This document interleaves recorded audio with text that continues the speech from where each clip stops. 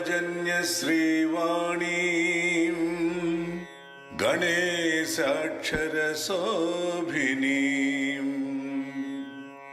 चतुर्वेदमयी वन्दे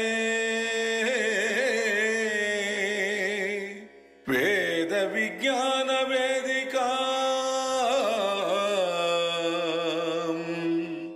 वेद विज्ञान वेदिका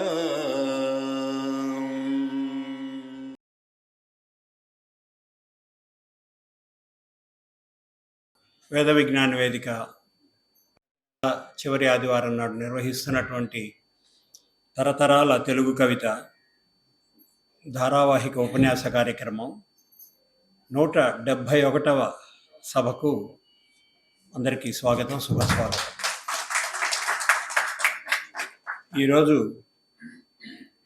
సంస్కృతంలో చమత్కారం అంటే సంస్కృత సాహిత్యంలో చమత్కారం అన్న విషయంపై ప్రసంగించడానికి గాను మనం కుమారి నవీన గారిని ఆహ్వానించుకున్నాం. అమ్మ, మీరు ఇక్కడికి వచ్చి ఆసీనులు కావాల్సిందిగా మా అందరి కరతాళ ధ్వనుల మధ్య ఆహ్వానిస్తున్నాం. కార్యక్రమాన్ని అరుణా శ్రీనాథ్ గారి ప్రార్థనతో ప్రారంభిద్దాం. శ్రీలలితా శివరంజని త్రిపుర సుందరి శ్రితజన పరితోషిణి శివానంద లహరి శ్రీలలితా శివరంజని త్రిపుర సుందరి శ్రితజన పరితోషిణి శివానంద లహరి శ్రీలలితా శివరంజని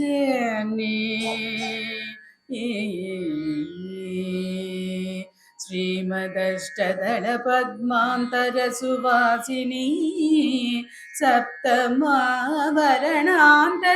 సంహాసిని శ్రీమదష్టదళ పద్మాంతర సువాసిని సప్తమావరణాంతర సంహాసిని జయ విజయా శక్తియుక్త ప్రీతమోహిని జయ విజయా శక్తియుక్త ప్రీతమోహిని భక్త జనానంద సంధాయిని జననీ శ్రీలలితా శివరంజని త్రిపుర సుందరి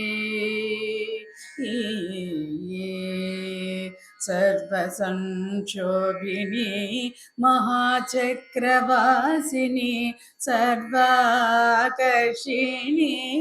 ముద్రా సమ్మోహిని శుంభని శుంభాది దైత్య మర్దన సంతోషిని త్రైపురాగ్రవాసిని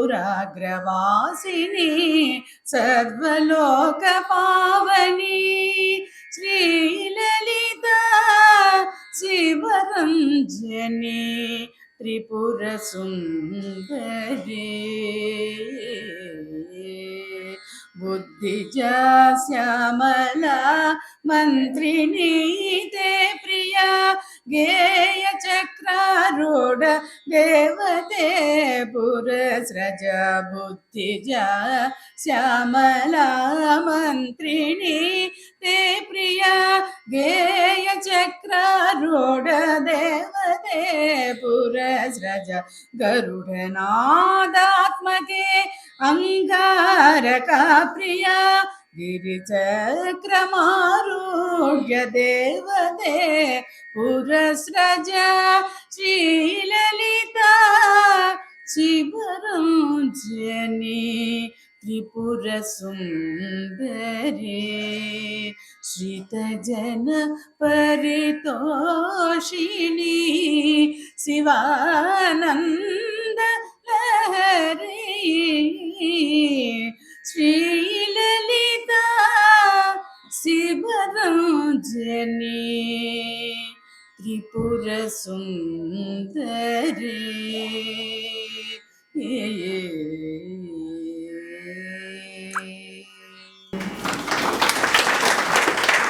ఉపన్యాసకుల వారికి, కొత్తగా వచ్చే వారికి తెలియడం కోసంగా ఓ బ్రీఫ్ హిస్టరీ చెప్తూ ఉంటాను. 2010 ఫిబ్రవరిలో ప్రారంభించి 16 సంవత్సరాలు పూర్తయినాయి.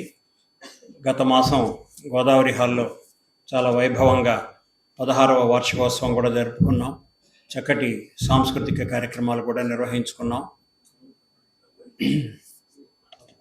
హాలు నిండుగా శోభాయమానంగా సభాసదులు కూడా వచ్చి పాల్గొన్నారు. చక్కటి భోజనం ఏర్పాట్లు కూడా చేసి 230 మందికి పైగా భోజనం కూడా చేసి అందరూ మమ్మల్ని ఆశీర్వదించి వెళ్ళారు. చాలా సంతోషం.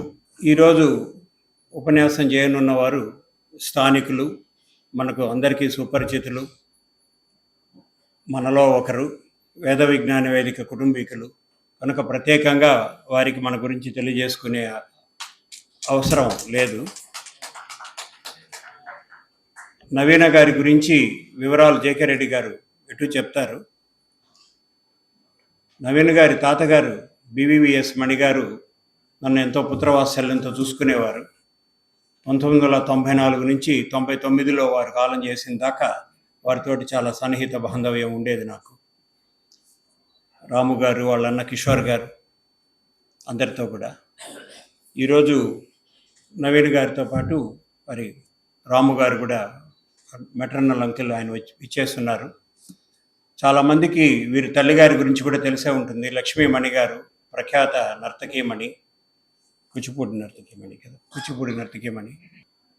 మరొకసారి మనందరి కరతాళ ధ్వనులతో నవీన్ గారికి స్వాగతం తెలియజేస్తూ, ఇచ్చేసిన మీ అందరికీ కూడా నేను స్వాగతం తెలియజేసుకుంటూ కార్యక్రమంలో కొనసాగుదాం.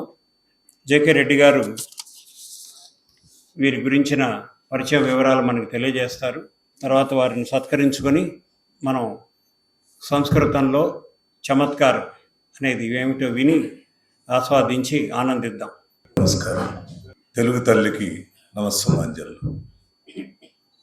సభకు విచ్చేసిన తెలుగు వారందరికీ శ్రీ పరాభవనామ సంవత్సర ఉగాది శుభాకాంక్షలు తెలియజేసుకుంటున్నాను. ఎందుకంటే ఉగాది రోజు మనం కలలేదు కాబట్టి, అదే మాసంలో ఉన్నాం కాబట్టి ఒక చిన్న కవితతోటి శుభారంభం చేద్దాం. చైత్ర శుద్ధ పాఠ్యమిన ఉషోదయ కిరణాలు ప్రభవించగా, ప్రకృతి సౌరభమ్ముల సుగంధ హేలలో పుడమి తల్లి పులకరించగా, మావి చిగురులను ఆస్వాదించి కోయిలమ్మలు పాటలతో పరవశించగా, సత్సంకల్పములు ఫలప్రదమగు శుభ మంగళవాద్యంబులు ధ్వనించగా, షడ్రుచుల ఉగాది పచ్చడి జీవిత పయనానికి ప్రతీకగా నిలువగా, శ్రీకర శుభకర ఆత్మీయతానుబంధాలు గృహంబున వెల్లివిరియగా, యుద్ధం ఒళ్ళు విరిచి రణక్షేత్రంలో కరాళ నృత్యం చేస్తుండగా, విధ్వంసాల భయాలు క్షణం క్షణం ఉలిక్కిపడేలా సంభవిస్తుండగా, సుఖశాంతులు నిండుగా కన్న కలలన్నీ పండగ ఓ మెరుపు ఉద్భవించింది. సిరి సంపదలు ఇంపుగా పొంగగా, వేదనాదంబులు సొంపుగా వినిపించింది. ఆశలు చిగురించగా మన లోగిళ్లలో ఆశాజ్యోతిని వెలిగించింది. అభయమ హస్తం ఒకటి నేనున్నానని భయాలను మరిపించింది. కలియుగ దైవం శ్రీ వెంకటేశుని దివ్య రూపం మదిలో నిలిచింది. అనుభవించిన గత వైభవాల జ్ఞాపకాలతో మురిపించింది. క్రొత్త శోభలతో శ్రీ పరాభవనామ సంవత్సర ఉగాది రానే వచ్చింది. పరాభవముల పారద్రోలి ఆయురారోగ్య ఐశ్వర్యములు వెలివెరియ ఆశీస్సులనిచ్చింది. ఇది ఒక చిన్న కవిత. ఇవాల్టి వక్త పరిచయానికి వస్తే, కుమారి బి నవీన గారు చెన్నై వాస్తవ్యులు, చాలా సుపరిచితులు మనకు. వీరు ప్రాథమిక విద్యానంతరం ఎంఓపి వైష్ణవ్ కళాశాలలో ఎంబీఏ స్నాతకోత్తర పట్టాన్ని, తదుపరి శాస్త్ర విశ్వవిద్యాలయం నుండి సంస్కృతంలో ఎంఏ స్నాతకోత్తర పట్టాన్ని కూడా పొందారు. కాస్మోపాలిటన్ క్లబ్ ఇంటర్నల్ జర్నల్లో క్విజ్ కార్నర్ అనే కాలంను 15 సంవత్సరాల పాటు నిర్విఘ్నంగా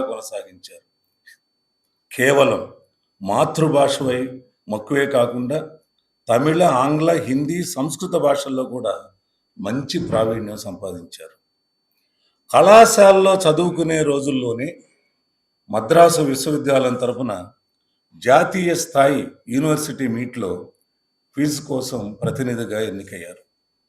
శృంగేరి శారదాపీఠం వారి కోరిక మేరకు 2012లో శ్రీ శారదాంబ దివ్య సన్నిధి శృంగేరి అనే పుస్తకాన్ని తమిళ భాష నుండి తెలుగులోకి అనువదించారు. వీరి అనువాద రచనల్లో ముఖ్యంగా చెప్పుకోదగినవి తెలుగు నుండి ఆంగ్ల భాషకు ముక్త్యాల దీపం, ఇది కేసీపీ ఇండస్ట్రీస్ చైర్పర్సన్ శ్రీమతి ఇందిరాదత్ గారి కోరికపై చేశారు. చరితార్థుని చరితం, ఈ రెండు తెలుగు నుంచి ఆంగ్లంలోకి అనువదించారు.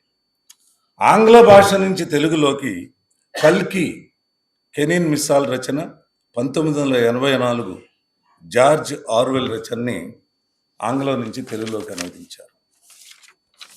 నైటింగేల్ పబ్లికేషన్స్ వంటి ప్రముఖ ప్రచురణ సంస్థల కోసం సంస్కృతంలోని కొన్ని ముఖ్య రచనలను తెలుగులోకి అనువాదం చేసి ఎడిట్ చేశారు. కళలు, భాషలు, అనేక అంశాలపై ది హిందూ లాంటి ప్రముఖ పత్రికల్లో మరియు వెబ్సైట్స్లో వ్యాసాలు రాశారు. All India radio Chennai, Mauritius broadcasting corporation, institute of philosophy లాంటి సంస్థల ఆహ్వానం మేరకు తెలుగు, ఆంగ్ల, సంస్కృత భాషల్లో ఉపన్యాసాలు చాలా చేశారు. చాలా చిన్న వయసుగా కనబడుతున్నారు, బట్ సాధనలు చాలా గొప్పవి. బనారస్ విశ్వవిద్యాలయం అంతర్జాతీయ సెమినార్లో సంస్కృతంలో పత్రాలు సమర్పించడం కోసం ప్రత్యేక ఆహ్వానాన్ని కూడా అందుకున్నారు. 115 సంవత్సరాల చరిత్ర గల మద్రాస్ సంస్కృత కళాశాల వెబ్సైట్ కోసం సంస్కృత కథలను ఎడిట్ చేసి వర్ణన చేశారు. చెన్నైలోని ప్రముఖ సంస్థలతో సాంస్కృతిక కార్యక్రమాలకు వ్యాఖ్యాతగా కూడా వ్యవహరించారు. ఇంగ్లీష్ నర్సరీ రైమ్స్ మనకందరికీ తెలుసు, twinkle twinkle little star, London bridge అనే రైమ్స్ని సంస్కృత రూపాంతరం చేసి యూట్యూబ్లో ప్రసారం చేశారు. ఈ సంస్కృత వెర్షన్లకు ప్రపంచవ్యాప్తంగా ఆదరణ లభించిందని తెలియజేస్తున్నారు. అంతేకాకుండా వీరి సొంత యూట్యూబ్ ఛానల్ సంస్కృతం నవీన ద్వారా సంస్కృత భాషపై విభిన్నమైన అంశాలను అందిస్తూ ప్రేక్షకులను ఆకర్షించడం వీరి ధ్యేయం. 133 సంవత్సరాల చరిత్ర కలిగినటువంటి వీరి కుటుంబానికి చెందిన ధార్మిక సంస్థ స్వధర్మ స్వరాజ్య సంఘం కార్యకలాపాల్లో చాలా చురుగ్గా పాల్గొంటున్నారు. ఈ సంస్థ ద్వారా వేదాధ్యయనం, సదస్సులు, కళలు, సంస్కృతి, ఆధ్యాత్మికత వంటి రంగాల్లోనే కాకుండా దేవాలయాల పునరుద్ధరణ, విద్య, వైద్య వంటి అనేక సాహిత్య, సాంస్కృతిక, సంగీత, ఆధ్యాత్మిక సేవా కార్యక్రమాలను నిర్వహిస్తూ చురుగ్గా పాల్గొంటున్నారు. మరి ఈనాడు మన వేద విజ్ఞాన వేదిక తరతరాల తెలుగు కవిత ఉపన్యాస ధారావాహికల్లో 171వ ప్రసంగం సంస్కృతంలో చమత్కారం అనే అంశంపై ప్రసంగించబోయే రచయిత, అనువాదకురాలు, వ్యాఖ్యాత మరియు బహుభాషా ప్రవీణురాలు, తెలుగు, సంస్కృతం, హిందీ, తమిళ, ఆంగ్ల భాషల్లో ప్రావీణ్యం కలిగిన మంచి వక్తే కుమారి బి నవీన్ గారిని ఈ సభకు సవినయంగా పరిచయం చేస్తారు. పోతనామాత్యులు రచించినటువంటి ఒక పద్యం భీష్మ చలనచిత్రం నుంచి. కృష్ణ, శ్రీకృష్ణ పరంధామ, నీ చేతిలో మరణించడం కంటే నాకు మహాభాగ్యం ఏముంది. కుప్పించి ఎగసిన కుండలంబుల కాంతి గగన భాగం వెళ్ళగప్పికొనగా ఉరికిన నోర్వక ఉదరంబులోనున్న జగముల వ్రేగున జగతి కదలా చక్రంబు చేపట్టి చనుదిల్చురయమున పైనున్న పచ్చని పటముజారా నమ్మితి నాలావు నగుబాటు సేయక మన్నింపుమని క్రీడి మరల దిగువ కరికి లంఘించు సింగమ్ము కరణి మెరసి నేడు భీష్ముని చంపుదు నిన్ను కాతు విడు మర్జునాయని నాదు విసిక వృష్టి తెరలి చనుదిల్చు దేవుండు దిక్కు నాకు ఆ ఆ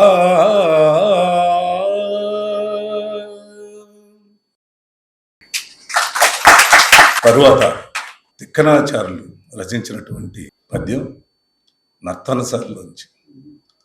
ధర్మజుడంటే ఎవరనుకున్నావు?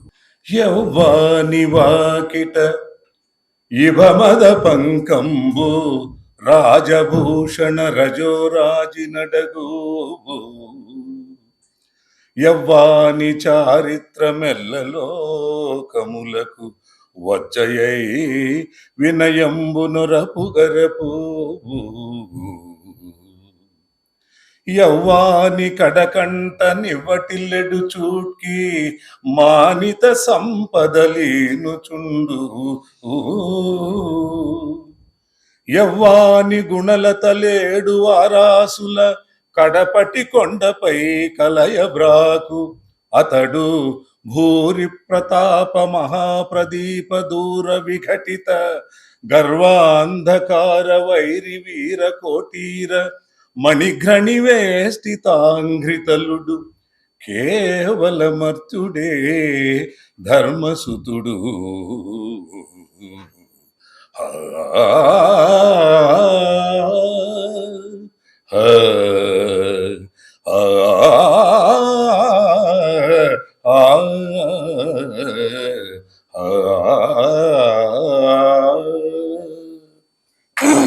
చివరిగా వారు తెలిపినట్టుగా పాండవ వనవాసంలో పాండవులని పరాభవించడం కోసం దుర్యోధనుడు ఘోషయాత్రకు వెళ్ళి అక్కడ గంధర్వుడు చిత్రసేన చేతిలో భంగపడతాడు. అప్పుడు ఈ పద్యం.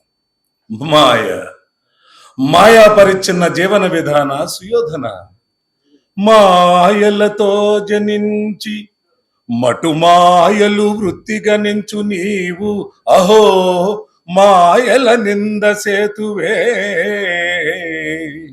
అమాయకులైన వృధా కుమారులను మాయలు పన్ని నాడు అవమానము చేయగలేదే ఆగతిన్ మాయలతోనే నీ దురభిమానము మా పెదనో సుయోధన ఆ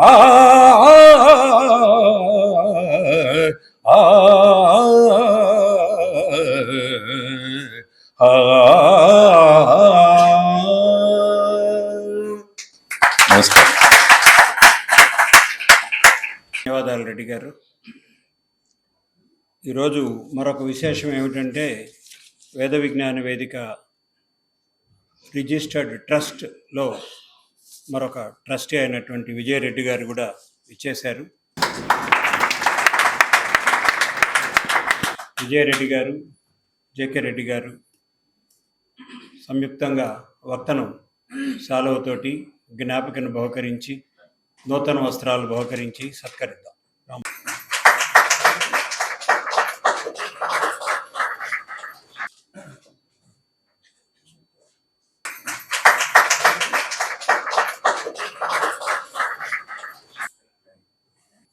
నవీన్ గారు సంస్కృతంలో చమత్కారం. ఇవాళ మనం గరం మసాలా గురించి ప్రస్తావిద్దామా? ఎందుకంటే ఇవాళ నేను చెప్పాల్సింది మొదట సభకు నమస్కారం. ఇప్పుడు వేద విజ్ఞాన వేదిక 17వ సంవత్సరానికి ఇది శ్రీకారం. నాకు జరిగింది పండిత సత్కారం. నేను మాట్లాడబోయేది సంస్కృత చమత్కారం. మనందరికీ భాష మీద మమకారం. ఇదయ్యాక ఎలాగూ వాళ్ళు వెనకాల తీపి కారం అది ఉండనే ఉంది. ఇదంతా అయ్యాక కూడా మనకి సంస్కృతం తెలుగు మధ్యన ఉండే అనుబంధం అర్థం కాకపోతే అది అజ్ఞాన అంధకారం. మనం గరం మసాలాతో ఎందుకు మాట్లాడదాం అని అన్నానంటే, ఒకటి కారం సంగతి, ఇంకొకటి మనం తెలియకుండా ఎంతగా సంస్కృత పదాలని వాడుతున్నాము అందుకు ఇది ఒక చిన్న ప్రతీక. గరం అన్నది నిజానికి ఘర్మ అన్న సంస్కృత పదం నుంచి వచ్చిన మాట. వేడి అన్న అదే సమానార్థక పదంలో. ఇది ఎక్కడ ఎంత ప్రాచీనమైన ప్రయోగం అంటే కనకధారాస్తవంలో శంకరాచార్యులు వారు వాడతారు. దుష్కర్మ ఘర్మం అపనీయ చిరాయ దూరం అని. అంటే నేను చేసిన పాపాలు అనే ఒక మన పశ్చాత్తాపం ఉంటాం కదా, నేను చేసిన చెడ్డ పనుల వల్ల ఏర్పడ్డ తాపాన్ని తొలగించు తల్లి అని ఆయన అక్కడ ఘర్మ శబ్దాన్ని వాడతారు. సో దీన్ని బట్టి మనకు అర్థం అవుతుంది మనం రోజు వాడే వంట సామాగ్రిలో కూడా మన సంస్కృతం వాడుతున్నాము అని. అసలు నిజానికి ఇది చాలా మహత్తరమైన ఘట్టం అని అనుకోవాలి. ఎందుకంటే ఒక సంస్థని 16 ఏళ్ల పాటు జరిపించడం అనేది సామాన్యమైన విషయమే కాదు. ఎన్నో అడ్డంకులు వస్తాయి. ప్రోత్సహించేందుకు మన వంటి ఒక 100 మంది ఉంటే కొంచెం ఏవైనా నిరుత్సాహపరిచేందుకు చాలా దీనికి 2 మంది ఉంటారు. మధ్యలో ఏదైనా ఇలా కోవిడ్ మహమ్మారి వంటి ఏదైనా అడ్డంకులు కూడా వస్తాయి. అవన్నీ దాటుకొని ఎలాగైనా మేము చేస్తాము అని దృఢ దీక్షతో నిర్వాహకులిద్దరూ మొక్కు వెంకటేష్ గారు స్థాపించిన ఈ సంస్థని ముందుకు తీసుకెళ్తున్నారంటే నిజంగా వారికి మన జోహార్లు ఎన్ని అర్పించినా సరిపోదు. అన్నమయ్య అన్నట్టుగా ఇది ఒక పూర్ణత్వానికి ప్రతీక. 16వ సంవత్సరం అనేది షోడశ కళానిధికి షోడశోపచారములు అని ఆయన అప్పుడే చెప్పాడు. ఈ 16 అన్న నంబర్ చాలా ప్రాశస్త్యం కొన్నది. ఎందుకంటే మనం రామాయణంలో కూడా మొదట రాముణ్ణి పరిచయం చేసేటప్పుడు వాల్మీకిని నారదుడు అడుగుతాడు, ఎవరయ్యా ఈ లోకంలో ఇప్పుడున్న లోకంలో 16 సద్గుణాలు గలవాడు అని కోన్వస్మిన్ సాంప్రతంలోకే అని మొదలు పెడతాడు. అదే అసలు రాముడికి పరిచయం లోకానికి. అలాగే ఈ 16 సంఖ్య మనకి చాలా చోట్ల కనబడుతూ ఉంటుంది. అలాగే మార్కండేయుడు 16వ ఏటనే చిరంతనత్వాన్ని పొందాడు, మహర్షిగా అయిపోయాడు. మన నిర్వాహకులు కూడా ఎప్పుడు మార్కండేయులాగే ఉంటారు, అది మనందరికీ తెలిసిందే. అసలు వాడికి ఓటింగ్ రైట్ వచ్చిందో లేదో నాకు కొంచెం సందేహం.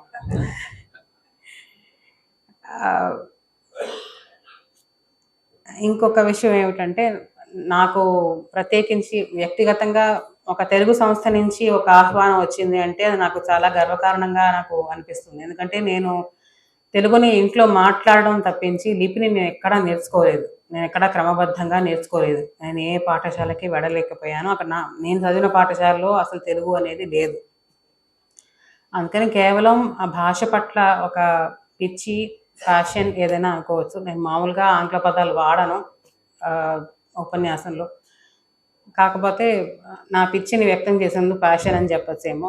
అది నేను కేవలం నా భాష మీద మక్కువ వల్ల, నాకు పౌరాణిక సినిమాల మీద ఉన్న మహత్తర పిచ్చి వల్ల వాటి శీర్షికలను చూసి ఆ తర్వాత పై రోజు ఏదైనా దినపత్రికల్లో ప్రధాన శీర్షికల హెడ్లైన్స్ ఏవైతే ఉంటాయో వాటిని చూసి కూడి నేర్చుకున్నదే నా తెలుగు. దైవానుగ్రహం వల్ల నేనేదో అనువాదాలు చేసే స్థాయికి నాకు దేవుడు ఒక స్థాయిని కల్పించాడు. అది కేవలం దైవదత్తమైన ఒక విషయం తప్పితే నా సోత్కర్ష ఏమీ కాదు. అందుకని ఏదైనా ఒక తెలుగు సంస్థ నన్ను పిలిస్తే నాకు కొంచెం భయంతో పూరిత ఒక గర్వం ఉంటుంది. అది ఇక్కడ ఇద్దరు చమత్కార చక్రవర్తులు ఉన్నారు. దాంట్లో నేను ఒక సామంతరాజులాగా మధ్యలో దూరి చమత్కారం గురించి నేనేం చెప్పగలను అని నాకే ఒక సందేహం. ఏదైనా కార్యక్రమం మొదలు పెట్టే ముందర మధు గారేమో ముందరగాడికి బంధాలు వేసేందుకు ప్రయత్నం చేస్తారు. అరుణ గారు కొంచెం చిన్న పాట పాడండి, రెడ్డి గారు 1-2 పద్యాలే చదవండి అని నేను ప్రయత్నం చేస్తారు. దైవఘటన తర్వాత దైవఘటన అంటే చెప్పేసాం కదా. ఈయనేమో ఊరికే ఉండకుండా ఇంకో 3 పద్యాలు పాడేసి అప్పుడప్పుడు నేను మనసునైనా పడేసుకుంటాను కానీ విరాళపు చెక్కును పడేసుకోను ఈయన చమత్కరిస్తూ ఉంటారు. ఇలాంటి చమత్కార చక్రవర్తుల మధ్యన నేను కొత్తగా చమత్కారాలు ఏమి చెప్పగలను అని నా మీద నాకే ఒక సందేహం వచ్చినా, ఏదైనా వచ్చిన అవకాశాన్ని మనం సద్వినియోగం చేసుకోవాలి. కాబట్టి ఈ ఆస్కారం అందరికీ రాదు కాబట్టి ఆస్కా గురించి మట్టుకే మనకు తెలుసండి, మిగతా ద్రవ్యాల గురించి మనకు తెలియదు. మాకు తెలియదండి. మాకు రామ్ గురించే తెలుసు. సద్వినియోగం చేసుకోవాలన్న ఒక ఉద్దేశంతో యథాశక్తి చెప్దామని ఇక్కడికి వచ్చాను. అసలు ముందర మనం భాష గురించి ఒక మాట అనుకుందాం. భాష అనేది ఏమిటి? కేవలం ఒక విషయాన్ని చెప్పేందుకు మటుకు అవసరమైనదే అయితే ఇన్ని భాషలు ఎందుకు? పోనీ అసలు మిగతా భాషలు వదిలేద్దాం. అసలు సంస్కృతం కానీ తెలుగు భాష కానీ భారతీయ భాషల్లో ఇన్ని భాషలు ఉన్నాయి కదా, మనకి ముఖ్యంగా మనం తెలుగు వాళ్ళం అనేది మన ఉనికి. మరి అలాంటప్పుడు భాష అన్నది నా దృష్టిలో మనకి పెద్దవాళ్ళు మనకు ఒక స్థిరాస్తిని, ఒక ఇంటిని ఇస్తే ఎంత భద్రంగా దాన్ని పదిలపరుచుకోవాలో మన భాషను కూడా అంతే జాగ్రత్తగా పదిలపరుచుకోవాలి అన్నది నా అభిమతం. ఎందుకంటే ఒక భాష అనేది వాడుకలో ఉంటేనే అది బ్రతుకుతుంది. లేకపోతే ఆ భాషకి వచ్చిన నష్టం ఏమీ లేదు, మనమే నష్టపోతాం, ఆ భాషని నష్టపోతాం. ఇలాగే చాలా భాషలు మనకి ఇప్పటికే కనుమరుగైపోయాయి. ఉండే భాషలోనే చాలా పదాలు కనుమరుగైపోయాయి. అలాగే ఇప్పుడు సంస్కృతం ఎందుకు అందరూ మాట్లాడటం లేదు అంటే, అందరూ మాట్లాడకపోవడం వల్లే అది ఒక రేర్ భాష కింద అయిపోయింది. అలాగే తెలుగు భాష కూడా ఇప్పుడు కాలం చూస్తే పోయిన నెల వరప్రసాద్ రెడ్డి గారు చెప్పినట్టు ఇప్పుడు ఇంతమంది వస్తున్నారు, చాలా సంతోషం. కానీ ఇది తరతరాలకి కొనసాగాలి అంటే మన భావితరాలకు కూడా దీన్ని అందించాల్సిన బాధ్యత మనపై ఉంది.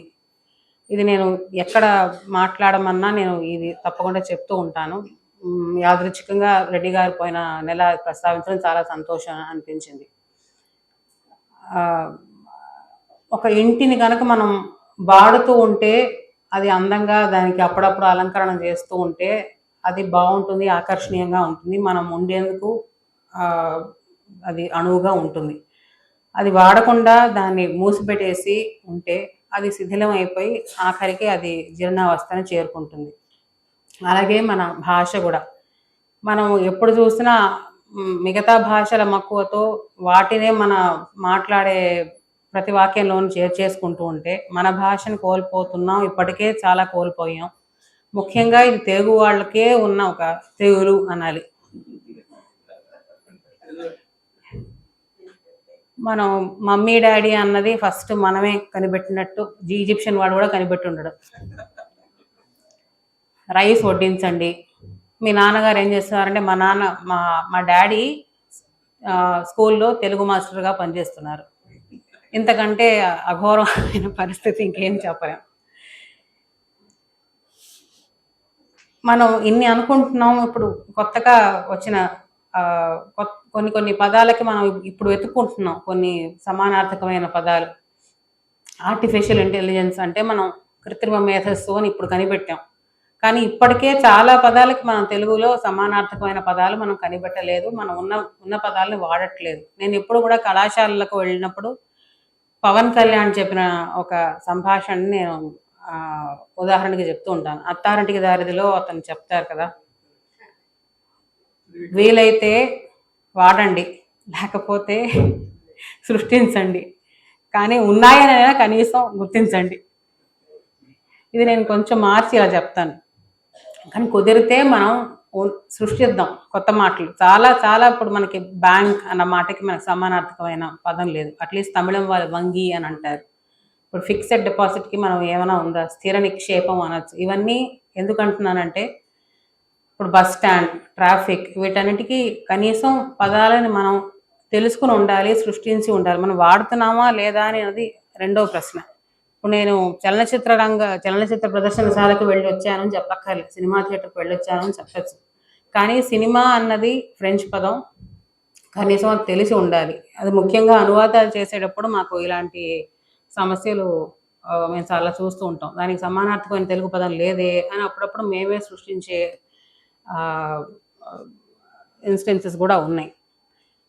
సో నేను ఫర్ ఎగ్జాంపుల్, మనం డిస్ట్రిక్ట్ కలెక్టర్ అన్న మాటకి మనకి సమానార్థకమైన తెలుగు పదం ఉందా చెప్పండి? జిల్లా కలెక్టర్,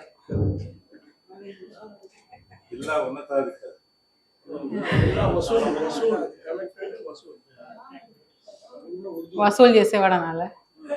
చండాలంగా ఉంటుంది. కలెక్టరు అదే.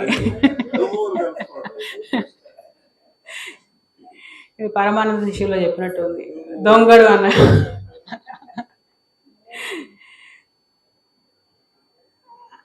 ఇక్కడే మనకి సంస్కృతం యొక్క దోహద చాలా అవసరం అనిపిస్తుంది. అంటే చాలా మనకి చాలా మనం రోజు వాడే వాక్యాలు కానివ్వండి, ప్రాచీన సాహిత్యంలో వాక్యాలు కానివ్వండి, 90% మనకు తెలియకుండా సంస్కృతమే వాడుతున్నాం. ఇప్పుడు ఉదాహరణకి మనకి ఒక రోజంతా మనం దీక్షగా తెలుగు పదాలే వాడదాం, ఇంకే భాషలోని పదాలు వాడకూడదు అనుకున్నాం అనుకోండి, పొద్దునే లేచంగానే పలకరింపు చేయాలంటే ఏం చేస్తాం? శుభోదయం లేకపోతే సుప్రభాతం, ఈ రెండు సంస్కృత పదాలే. మంచి పొద్దు అనలేం కదా అసలు తెలుగులో. ఆ తర్వాత మనం చేసేది అల్పాహారం, ఓన్లీ తేనీరుతో పొద్దునే చేస్తే మిగతా పనులు ఎవరు చేస్తారండి? అల్పాహారం ఇది కూడా సంస్కృత పదమే. ఆ తర్వాత మనం వెళ్ళేది కార్యాలయానికో లేకపోతే దినపత్రిక చదవడమో, ఇవన్నీ కూడా తెలుగు పదాలు ఏమి కావు, సంస్కృత పదాలే. మనం మళ్ళీ మధ్యాహ్నం అహన్ అంటే ఒక రోజు, దాంట్లో మధ్య భాగం మధ్యాహ్నం వచ్చి భోజనం అనేది కూడా సంస్కృత పదమే. అలాగే సాయంకాలం, రాత్రి శుభరాత్రి అని చెప్పి పడుకుంటాం. సో ఒక రోజంతా మనం వాడాలి అంటే మనం సంస్కృత పదం లేకుండా నిజానికి రోజు గడపలేం. మనం ఒకవేళ కనుక ఆంగ్ల పదమే వాడకూడదు అని ఒక్కరోజు తీర్మానించుకుంటే కనుక. ఇప్పుడు ఏమీ లేదు, ఉదాహరణకి మనం వేదిక కార్యక్రమాలప్పుడు కూడా మనం వాడే ప్రతి మాట నిజానికి సంస్కృత మాటే. ఆహ్వానం, జ్యోతి ప్రజ్వలనం, ముఖ్య అతిథి సంభాషణం, పండిత సత్కారం, కార్యదర్శి నివేదిక, సాంస్కృతిక కార్యక్రమం, వందన సమర్పణం. దీంట్లో ఏది అచ్చ తెలుగు మాట కాదు.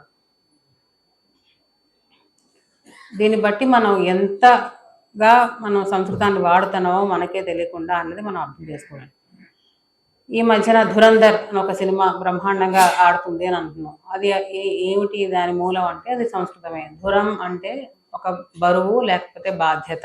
శివపూజ ధురంధరుడు రావణాసురుడు అంటాం. ఆ బాధ్యతని ధరించేవాడు ధురంధరుడు. అలాగే బాహుబలి, ఇవన్నీ సంస్కృత పదాలే. సంస్కృతానికి ఉన్న కొన్ని లక్షణాలు, అంటే విలక్షణమైన లక్షణాలు మనం చూద్దాం టూకీగా. సంస్కృతానికి మొదట అక్షరాలే ఒక విలక్షణం. మనం కచట తపలు అంటాం, అది తెలుగులోనూ వాడతాం, హిందీలోనూ వాడతాం, చాలా భాషల్లో వాడతాం.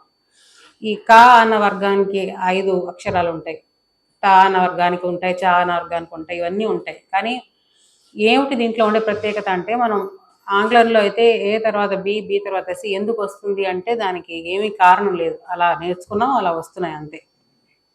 కచట తపలు అలా కాదు. బహుశా మీలో చాలామందికి తెలిసి ఉండాలి. అవి మనం ఎలా ఉచ్చరిస్తున్నాం, ఏ అవయవాన్ని పెట్టి ఉచ్చరిస్తున్నాం అన్న దాన్ని బట్టి అవి ఒక సమూహంగా ఏర్పడ్డాయి. ఉదాహరణకు చెప్పాలంటే కఖ గఘ న. దీంట్లో పెదిమెలికి కానీ నేలికి కానీ పంటికి కానీ ఎటువంటి పాత్ర లేదు, కేవలం కంఠాల నుంచి వచ్చే ఒక ధ్వని. క వర్గం అయింది. చ వర్గానికి వస్తే చ జ ఞ. దీనికి ఒక భాగాన్ని, పై భాగాన్ని వాడతాం. అలాగే ట ఠ డ ఢ న. ఈ నాలికని వెళ్ళి పైన ఈ తాలు భాగం అంటాం, దీన్ని పైన తగిలిస్తే కానీ ఈ ధ్వనులు రావు. అందుకని ఇవన్నీ ఒక సమూహంగా ఏర్పడ్డాయి. అలాగే కచట త. త అంటే మళ్ళీ ఈ నాలిక వెళ్ళి పై భాగాన్ని తగిలితే కానీ తత్త దద్ధ న రాదు. ఈ 4 వర్గానికి ఈ పెదిమలతో పని లేదు. ఆఖరి వర్గం ఏదైతే ఉందో పప్ప పబ్బ మా మటుకు నోరు ఈ పెదిమలు తెరిచి మూస్తేనే ఆ ధ్వని వస్తుంది. సో ఆ విధంగా ఈ అక్షరాలని ఒక సమూహంగా ఏర్పరిచారు మన పెద్దలు. నిజానికి సంస్కృత అక్షరాలన్నీ కూడా శివుని యొక్క ఢమరుక నాదం నుంచి ఉద్భవించాయి అన్నది మనకి ప్రతీతి. అందుకని అంత పవిత్రత గల ఈ సంస్కృత భాష మన తెలుగు భాషకి అంత అత్యంత సన్నిహితమైన భాష గురించి మనం ఇవాళ కాస్త ఉచ్చరించుకోబోతున్నాం. నేనేదో పెద్ద ఉపన్యాసకురాలని, నా వెనకాల ఏదో జ్ఞాన హేలో ఉన్నట్టు మీరు అనుకోవద్దు. మీకు తెలిసింది మీరు చెప్పచ్చు, నేను తప్పకుండా నేను అడుగుతూ ఉంటాను కూడా అప్పుడప్పుడు ప్రశ్నలు, మిమ్మల్ని పడుకోనివ్వను. ఇప్పుడు మన ప్రాచీన పద్యాలు కూడా అనుకుంటే మందార మకరంద మాధుర్యముల దేలు, తేలు తప్పితే మిగతా అవన్నీ కూడా సంస్కృత పదాలే. మందారం అనేది నిజానికి ఇప్పుడు మనం చూసే హైబిస్కస్ కాదు. మందారం అనేది కల్పవృక్షంలో ఒకానొక వెరైటీ. మందారం, సంతానం, హరిచందనం, పారిజాతం ఇవన్నీ కూడా ఇప్పుడు మనం చూసే చెట్లు కావు. అవి ఇంద్రుని వాటికలో ఉండే చింతామణి వంటి చెట్లు. మనం ఏమనుకుంటే అవి ఇచ్చేటువంటి చెట్లు. మకరందం మీకు తెలుసు, మాధుర్యం మీకు తెలుసు, మధుపం, మధు అంటే మన మధు గారు కాదు, తేనెని తాగేది మధుపం అన్నది దాని వ్యుత్పత్తి. ఇలా ప్రతి పదానికి సంస్కృతంలో వ్యుత్పత్తి లేదే ఆ పదం ఏర్పడదు. అలాగే ఒక పదానికి చాలా చాలా పర్యాయ పదాలు ఉంటాయి, అనేక వందల కొద్ది పర్యాయ పదాలు ఉంటాయి సంస్కృతంలో. ఉదాహరణకు తీసుకోవాలంటే కమలం, ఇప్పుడు మనం చాలా చర్చించుకోవాల్సిన ఒక పువ్వు. కమలం అన్న ఎందుకు అసలు ఆ పేరు వచ్చింది అంటే, కమ్ అంటే నీరు, దాన్ని అలంకరిస్తుంది కాబట్టి కమ్ అలం. ఈ కమలానికి మనకి చాలా పర్యాయ పదాలు ఉన్నాయి. ఏది కొంచెం చెప్పండి చూద్దాం. కంజం. కంజం అనేది ఎందుకు అంటామంటే, కమ్ అంటే బురద, బురదలోంచి పుట్టుతుంది కాబట్టి అది కమ్ జం. అలాగే పంకజం, పంకం అన్న కూడా బురద అడుసు దాని నుంచి పుడుతుంది కాబట్టి పంకజం. తోయజం, నీటి నుంచి పుడుతుంది కాబట్టి. వనజం. అంభోరుహం, అంభస్ అంటే కూడా నీరు, దాని నుంచి రుహ అంటే దాని నుంచి పెరుగుతుంది కాబట్టి అంభోరుహం. సరస్సు నుంచి పుడుతుంది కాబట్టి సరసీరుహం లేకపోతే సరోరుహం. ఇలాగా ఎన్నో పర్యాయ పదాలు ఉంటాయి, ప్రతి దానికి ఒక వ్యుత్పత్తి ఉంటుంది. నేను అన్నట్టు ధురంధర్, లేకపోతే ఇప్పుడు మనకి ఒక పదానికి రెండు మూడు అర్థాలు ఉన్న ఇవి కూడా ఉంటాయి. ఉదాహరణ ఇప్పుడు మనం అందరికీ తెలిసిన రాజమౌళి, మీ అందరికీ తెలిసి ఉండొచ్చు. రాజమౌళి అంటే ఎవరు? శివుడు కదా. రాజమౌళి అని అంటే ఎందుకు శివుడు అంటున్నాం అంటే, రాజశబ్దానికి మనం ఒక అర్థమే తీసుకుంటున్నాం, చంద్రుడు అని. రాజశబ్దానికి రెండు అర్థాలు ఉన్నాయి, ఒకటేమో రాజు, మహారాజు అని. సో రాజాధిరాజు, రాజులలో తలకాయ వంటి వాడు అని ఒక అర్థం. లేదా రాజశబ్దానికి ఇంకొక అర్థం చాలా మందికి తెలియని అర్థం ఏమంటే చంద్రుడు అని. అది చంద్రుడిని మౌళిపై ధరించేవాడు కాబట్టి రాజమౌళి, చంద్రమౌళీశ్వరుడు. మిగతా కొన్ని ప్రత్యేకతలను చూసి మనం వెంటనే ఈ చమత్కారాల జోలికి వెళ్దాం. మనకి మామూలుగా తెలుగులో అష్టదిగ్గజాలు అంటాం. కృష్ణదేవరాయల వారి కొలువులో ఉన్నారు అని. వాళ్ళు కవులు, వాళ్ళలో కొంతమంది పేర్లు మీకు పరిచయం అయి ఉండాలి. తెనాలి రామకృష్ణ, ఇంకా.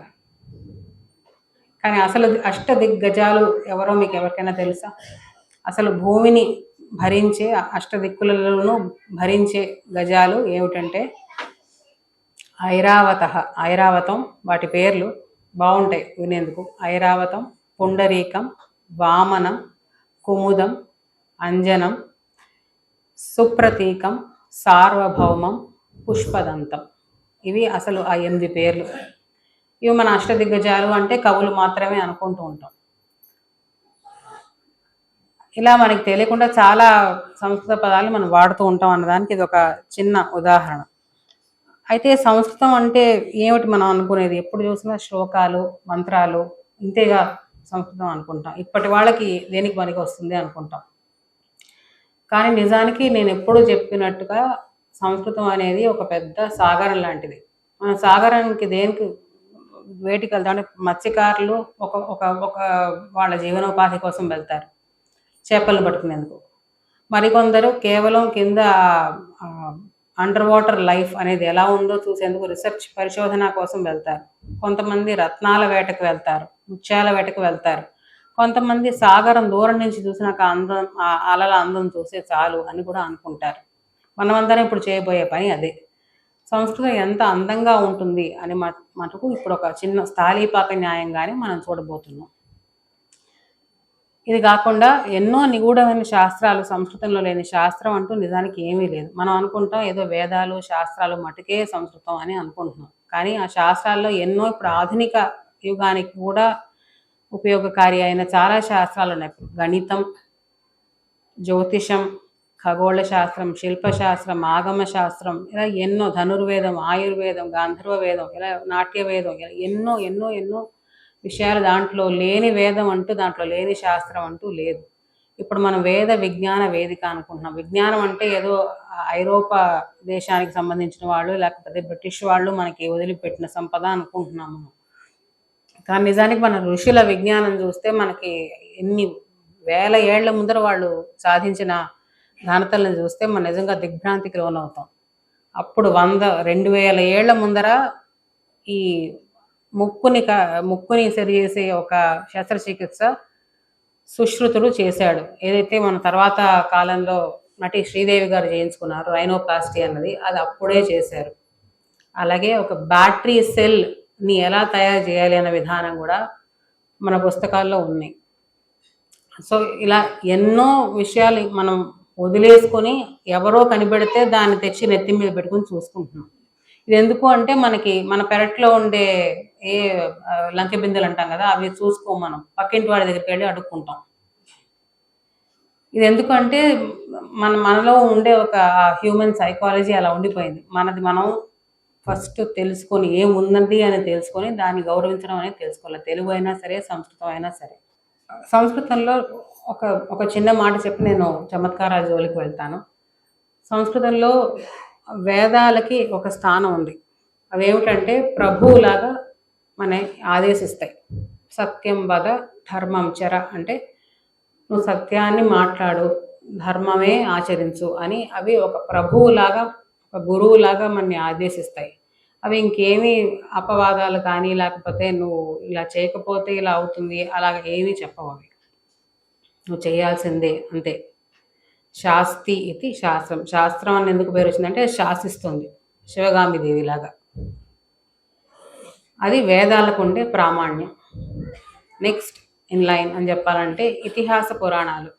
ఇవేమిటంటే ఒక సుహృత్ అంటే ఒక మిత్రుడిలాగా మనకి, నాయన దుర్యోధనుడిలాగా నువ్వు బ్రతికితే నీ జీవితం ఇలా అవుతుంది, రావణాసుడిలాగా బ్రతికితే ఇలా అవుతుంది, కాదు నువ్వు రాముడిలాగా బ్రతికితే ఇలా అవుతుంది, హరిశ్చంద్రుడిలాగా బ్రతికితే ఇలా అవుతుంది అని మనకి దృష్టాంతంతో పాటు అవి మెల్లిగా చెప్పిస్తాయి. కానీ కావ్యాల విషయానికి వచ్చేసరికి కాంతా సంహితయ అంటారు. ఒక కాంత, ఒక ప్రియురాలు మాట్లాడితే ఎంత ఆహ్లాదకరంగా మాట్లాడగలదో, ఆ నాయకుడిని మెప్పించే విధానంగా అతని మనసును తెలుసుకుని ఎలా మాట్లాడి ఒప్పిస్తుందో, అలాగా కావ్యాలు మనకి అంత అద్భుతంగా ఉద్బోధ చేస్తాయి. దీంట్లో చాలా వైవిధ్యం ఉంటుంది. ఇప్పుడు నాటకాలు ఉన్నాయి, గద్యాలు ఉన్నాయి, ఖండకావ్యాలు ఉన్నాయి. అవన్నీ కూడా కావ్యాల కిందే వస్తాయి. ఇప్పుడు మనం ఇవాళ తీసుకోబోతున్న చమత్కారాలు కూడా వివిధ రచయితల నుంచి తీసుకుంటున్నాం. ఇది కొన్ని ఆధునిక సాహిత్యం నుంచి కూడా చెప్పబోతున్నాను. నేను మొదట చెప్పబోతున్న ఒక చమత్కారం ఏమిటంటే, అసలు చమత్కారంగా చెప్పడం అనేది అవసరమా అంటే అవసరమే. ఎందుకంటే కొన్ని విషయాలని మనం ఉన్నట్టుగా చెప్పలేం. అవతల వాడికి కోపం రావచ్చు, అతను ఎలా స్పందిస్తాడో మనకు తెలియకపోవచ్చు. కానీ దాన్ని జాగ్రత్తగా మన ఏదో అంటున్నట్టు షుగర్ కోటెడ్ ట్యాబ్లెట్ అంటాం కదా, ఒక చేదైన విషయాన్ని కూడా మనం జాగ్రత్తగా చెప్పే విధానంలో చెప్తే అతను వినే అవకాశం కొంచెం ఉంది. నాకు ఇది చెప్పేటప్పుడు నేను చిన్నప్పుడు నేర్చుకున్న ఒక కథ గుర్తుకొస్తుంది. మనకి తెలిసిన అక్బర్ బీర్బల్ కథే. దాంట్లో ఒక జాతకస్తుడు, ఒక జ్యోతిషం చదువుకున్న ఆయన అక్బర్ దగ్గరకు వచ్చి పొద్దునే అతని చేతిని చూసి చెప్తాట, ఓ రాజా, ఓ అక్బర్, మీ బంధువులందరూ త్వరలోనే చచ్చిపోతారు అని. ఇలా విన్న అక్బర్కి చాలా కోపం వచ్చి, ఏమిటయ్యా పొద్దునే వచ్చి ఇలా నాకు దుర్వార్త చెప్తున్నాడు, ఇతన్ని వెంటనే శిరచ్ఛేదం చేసేయండి అన్నట్టు. ఆయన వెంటనే పొలవమని బీర్బల్ దగ్గరికి వెళ్ళి ఏడుస్తాడు. చూడండి, నేను ఉన్నట్టే చెప్పాను, దాంట్లో ఏమని తప్పు, దాన్ని దండన ఇస్తున్నారు, ఇది ఏమైనా న్యాయమా, మీరు నాకు కొంచెం ఏమైనా సాయం చేయగలరా అని. అతనికే మళ్ళీ మారువేషం వేసి బీర్బల్ మళ్ళీ ఒక శిక్షణ ఇచ్చి పంపిస్తాడు లోపలికి. అతను మళ్ళీ అదే రాజు చేయి చూసి, ఓ రాజా, నీకు సద్వార్త చెప్తున్నాను, మీ బంధువులందరికంటే నువ్వు చాలా ఏళ్ళు బతుకుతావయ్యా. విషయం ఒకటే, చెప్పే విధానంలో ఉంటుంది. అలాగే మనం ఇప్పుడు చాలామంది ఏదైనా మనం చెప్పామనుకోండి, ఎందుకు చేయాలి, అలాగే ఎందుకు చేయాలి, అదే ఎందుకు పాటించాలి అని అడుగుతారు చాలామంది. అందులో సమకాలీకలు, మన భావితరాల వాడు కూడా. కానీ కొన్ని కొన్ని అలాగే చెయ్యాలి, మన పెద్దలు చెప్పారు కాబట్టి చెయ్యాలి. అదే సదాచారం అన్నది. ఇలాంటి వాళ్ళకి కొంచెం మన ఇలా చమత్కారయుతంగా మనం చెప్తే కాస్త వాళ్ళు ఏమైనా వింటారేమో నాకు ఆశ. ఇలాగే ఒక ప్రియుడు తన ప్రియురాల దగ్గరికి వెళ్ళి, ఓ ప్రియురాల, ఇప్పుడు చంద్రగ్రహణ సమయం అయింది, బయట మన అందరికీ తెలుసు, బయట గ్రహణం వేళలో మనం బయట తిరగకూడదు, బయట కూర్చోకూడదు అని చెప్తే తను వినే రకం కాదు అని అతనికి ముందరే తెలుసు. అందుకని తను జాగ్రత్తగా ఒక పద్యాన్ని అల్లి ఇలా చెప్తాడు. झटिति प्रविश गेहे मा बहिस्तिष्ठ कान्ते, झटिति प्रविश गेहे मा बहिस्तिष्ठ कान्ते, ग्रहण समय वेला वर्तते शीतरश्मेः, तव मुखम् अकलङ्कं वीक्ष्य नूनं सराहुः, ग्रसति तव मुखेन्दुं पूर्णचन्द्रं विहाय. దీన్ని బట్టి మీకు కొంచెం అర్థమైపోయి ఉంటుంది. ఝటితి ప్రవేశ గేహే, గేహే అంటే ఇంట్లో వెంటనే లోపలికి పద, ఎందుకు బయట మాత్రం కూర్చోక, ఓ ప్రియురాల మా బహిస్తిష్ట, బయట మడుకు కూర్చోక. ఎందుకంటే ఇప్పుడు గ్రహణ సమయ వేళ, ఎవరిది, శీతరశ్మి, చల్లని రశ్మి, చల్లని కాంతి గల చంద్రుడి గ్రహణ సమయ వేళ. ఇప్పుడు ఏమవుతుంది, నువ్వు బయట కూర్చుంటే నీ ముఖమేమో అకళంకంగా నిర్మలంగా చాలా అందంగా ఉంది. ఓహో ఇదే ఏదో బాగుంది అని రాహు ఆ చంద్రుని వదిలేసి నీ మొహాన్ని పట్టేసుకుంటాడు. తవ ముఖం అకలంకం వీక్ష్య నూనం రాహు గ్రసతి తవ ముఖేందుం పూర్ణచంద్రం వదిలేసి విహాయ. ఇలా చెప్తే ఇంకెవరండి మాట వినకుండా ఉంటారు, ఆవిడ వెంటనే వెళ్ళిపోయారు లోపలికి. సరే, ఇంత గొప్ప సంస్కృత భాష మన దైనందిన జీవితంలో కూడా ప్రవేశిస్తే ఎలా ఉంటుంది? సుజాత అని ఒక అమ్మాయి తన సఖిని అడుగుతుంది, హే సఖి, కిమర్థం తవ అగ్రజ వాచాలత్వం ప్రదర్శయతి చేదపి తవ ఆవుత్తః తూష్ణీకః భవతి. ఓ సఖి, తవ అగ్రజ అంటే మీ అక్క, నీకు ముందర పుట్టిన ఆవిడ వాచాలత్వం, వాగుతూనే ఉంది, వాచాలత్వం ప్రదర్శిస్తున్నా మీ బావగారు అంటే ఆవిడ భర్త గారు తూష్ణీక భవతి, ఎలా ఉండగలుగుతున్నారు ఆయన అలాగా? ఆ సఖి చెప్తుంది, యతః మమ అగ్రజ ఆకాశవాణ్యాం వ్యాఖ్యాత్రి, మమ ఆవుత్తః, మా బావగారు గ్రంథాలయ పాలక. ఇది ఎలా ఉంటుందంటే కనకాల సుమ వెళ్ళి పివి నరసింహారావు గారిని ముఖాముఖి చేస్తే ఎలా ఉంటుంది అలా ఉంటుంది.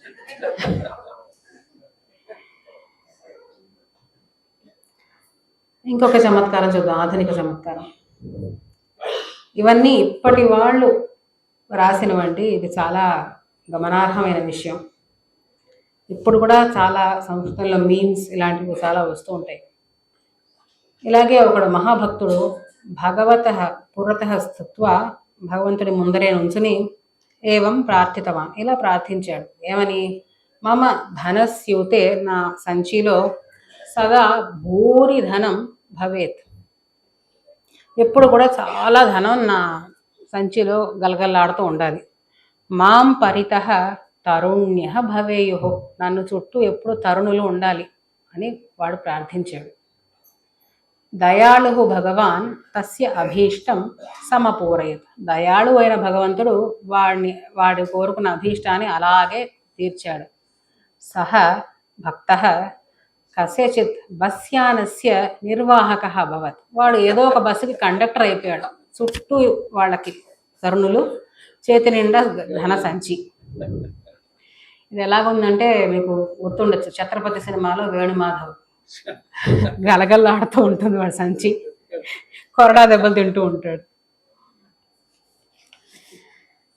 ఇంకొక బుడుగు లాంటి ఒక అబ్బాయిని ఒక అధ్యాపకురాలు అడుగుతుంది, యః అస్మత్ దృష్టిగోచరం న భవతి తస్య ప్రాణినః నామ వద భోహో. ఓ పిల్లాడా, మన కంటికి తెలియని ఏదైనా ఒక సూక్ష్మ ప్రాణి పేరు చెప్పవయ్యా అని. ఆవిడేదో అమీబా లాంటిది ఏదో చెప్తాడేమో అనుకుంది. వాడేం చెప్తాడు, వాడు బుడుగు కదా. అస్మన్ నియోజకవర్గస్య విధాయక, మా కాన్స్టిట్యుయెన్సీకి చెందిన ఎమ్మెల్యే గారండి అంటాడు. ఇప్పుడు కనిపిస్తాడు, ఇంకొక 4 రోజులు కనిపిస్తాడు. ఇంతటి భాష ఇది. ఎటువంటి వర్సటైల్ భాష అన్నది మీకు ఇప్పుడు అర్థం అవుతూ ఉంటుంది అనమాట. ఇలాగే కొన్ని ప్రాచీన చమత్కారాలు కూడా మనం చూద్దాం. ఒకానొక రోజు భుక్కుండు అన్న ఒక మనిషిని ఎటువంటి ఆధారాలు లేకుండా ఒక రాజు అతని బందీకృతుని చేసి అతని వెంటనే మరణదండన విధిస్తాడు. ఈ భుక్కుండు చాలా తెలివైన వాడు. వాడికి రాజు మీద చాలా కోపం వస్తుంది. అరే, నేను ఏ తప్పు చేయలేదు, నన్ను అసలు నోట్లో మాట కూడా మాట్లాడనివ్వకుండా, అసలు నాకు ఎటువంటి న్యాయ విచారణ లేకుండా నన్ను ఈయన జైలు పాలు చేసేస్తున్నారేంటి, చెరసాల పాలు చేసేస్తున్నారేంటి, ఈయనకి ఎలా నేను విన్నవించుకోవడం, ఈయనకి ఎలా నా తప్పు లేదని చెప్పడం, అసలు ఈయనకి ఎలాగ బుద్ధి తెప్పించడం అని అనుకుని అప్పటికప్పుడు ఆశువుగా ఒక పద్యాన్ని చెప్తాడు. భట్టిర్నష్టః భారవిరపి నష్టః భిక్షుర్నష్టః భీమసేనోపి నష్టః భుక్కుండోహం భూపతిస్త్వం రాజన్ భబ్భా పద్ధతిర్ అంతకః సన్నివిష్టః. ఇది చాలా చమత్కారమైన పద్యం. వీడంటాడు, భట్టి నష్టః. భట్టి అన్న అతను పోయాడు. భట్టి అన్న అతను మనకు తెలుసు, భట్టి విక్రమార్కుడు అంటాం. చాలా గొప్ప అమాత్యుడు విక్రమార్క మహారాజుకి. అలాగే ఆయన వాక్యపదీయం అన్న ఒక సంస్కృత వ్యాకరణ ప్రకరణ గ్రంథాన్ని కూడా ఆయన రచించాడు అని ప్రతీతి. అంతోటి మేధావి, అంత గొప్ప మంత్రి అయిన భట్టి పోయాడు. ఇప్పుడు లేడు. భట్టి నష్టః భారవిరపి నష్టః. భారవి అన్న ఆయన మన పంచమహాకావ్యాలు అంటాం సంస్కృతంలో. దాంట్లో భారవి అన్న ఆయన రాసింది కిరాతార్జనీయం. ఒక మనిషి ఒకే ఒక కావ్యం రాశాడు జీవితంలో, అది పంచమహాకావ్యాల్లో ఒకటిగా ఎన్నుకోబడింది. అంటే ఆయన మేధస్సు ఎటువంటిదో మనం ఒకసారి ఆలోచించు. చాలామంది భారవి గారా అండి, రాఘవేంద్రరావు గారి ఫ్రెండా అంటారు. కాదు, ఈయన ప్రాచీన కవి, కాళిదాసుకి ఇంచుమించు సమాన గౌరవాన్ని పొందే కవి. ఆయన రాసే ప్రతి మాట చాలా చిన్న చిన్న వాక్యాలతో చాలా పెద్ద నిగూఢార్థాన్ని ఆయన తెలియజేస్తారు. కాబట్టి భారవేర్ అర్థ గౌరవం అని ఆయనకి ఒక బిరుదం కూడా ఉంది. అలాగే ఒకప్పుడు చాలా బ్రహ్మాండంగా వెలిగిపోయిన భారవి కూడా నష్టః పోయాడు. భట్టిర్నష్టః భారవిరపి నష్టః భిక్షుర్నష్టః. వీళ్ళే అనుకుంటున్నారా? కాదు. అదిగో అక్కడ బిచ్చగాడు కూడా పోయాడు. మొన్నటివరకు అక్కడే ఏదో మాదకాలం కోసం వాడు వెతుకుతూ ఉండేవాడు. వాడు కూడా పాపం పోయాడు, ఎక్కడ ఏ బిచ్చం దొరక్క. భిక్షుర్నష్టః భీమసేనోపి నష్టః. అంత పాండవ మధ్యముడైన భీమసేన మహారాజు కూడా పోయాడు, కాలానికి వశపడ్డాడు. భుక్కుండోహం, నేను భుక్కుండుడను, నువ్వు భూపతివి. దీంట్లో ఏమిటంటే భా భి అంటూ యముడు దగ్గరకు వస్తున్నాడయ్యా అంటున్నాడు. అంటే భట్టి భారవి, భి భిక్షు, భీమసేనుడు, భుక్కుండు నేను వెళ్ళిపోతున్నాను, నువ్వు మరి భూపతివి, నీకు వస్తుందిలే కాలం అని అంటున్నాడు. అక్కడితో ఇంకా రాజుకి దిమ్మ తిరిగి మైండ్ బ్లాక్ అయిపోయి వాడికి అర్థమైపోయింది, ఓహో నేను చేసింది ఏదో తప్పు, నేను విచారణ చేసి ఈయనకి కనీసం మాట్లాడే ఒక ఛాన్స్ ఇవ్వకుండా నేను చేస్తున్నాను తప్పు అని వెంటనే అతను సరిదిద్దుకుని తన పాలనను ఆపై ధర్మ మార్గాన్ని అయి నడిచాడు. ఇలా గర్వానికి ప్రతీకలుగా ఉన్న రాజులు కాకుండా గర్వానికి ప్రతీకలుగా ఆ కాలంలో ఏంటి, ఈ కాలంలో కూడా విద్వాంసులు చాలామంది గర్వోన్మత్తులే ఉంటున్నారు. వాళ్ళ సమకాలీకుల్ని ఏమాత్రం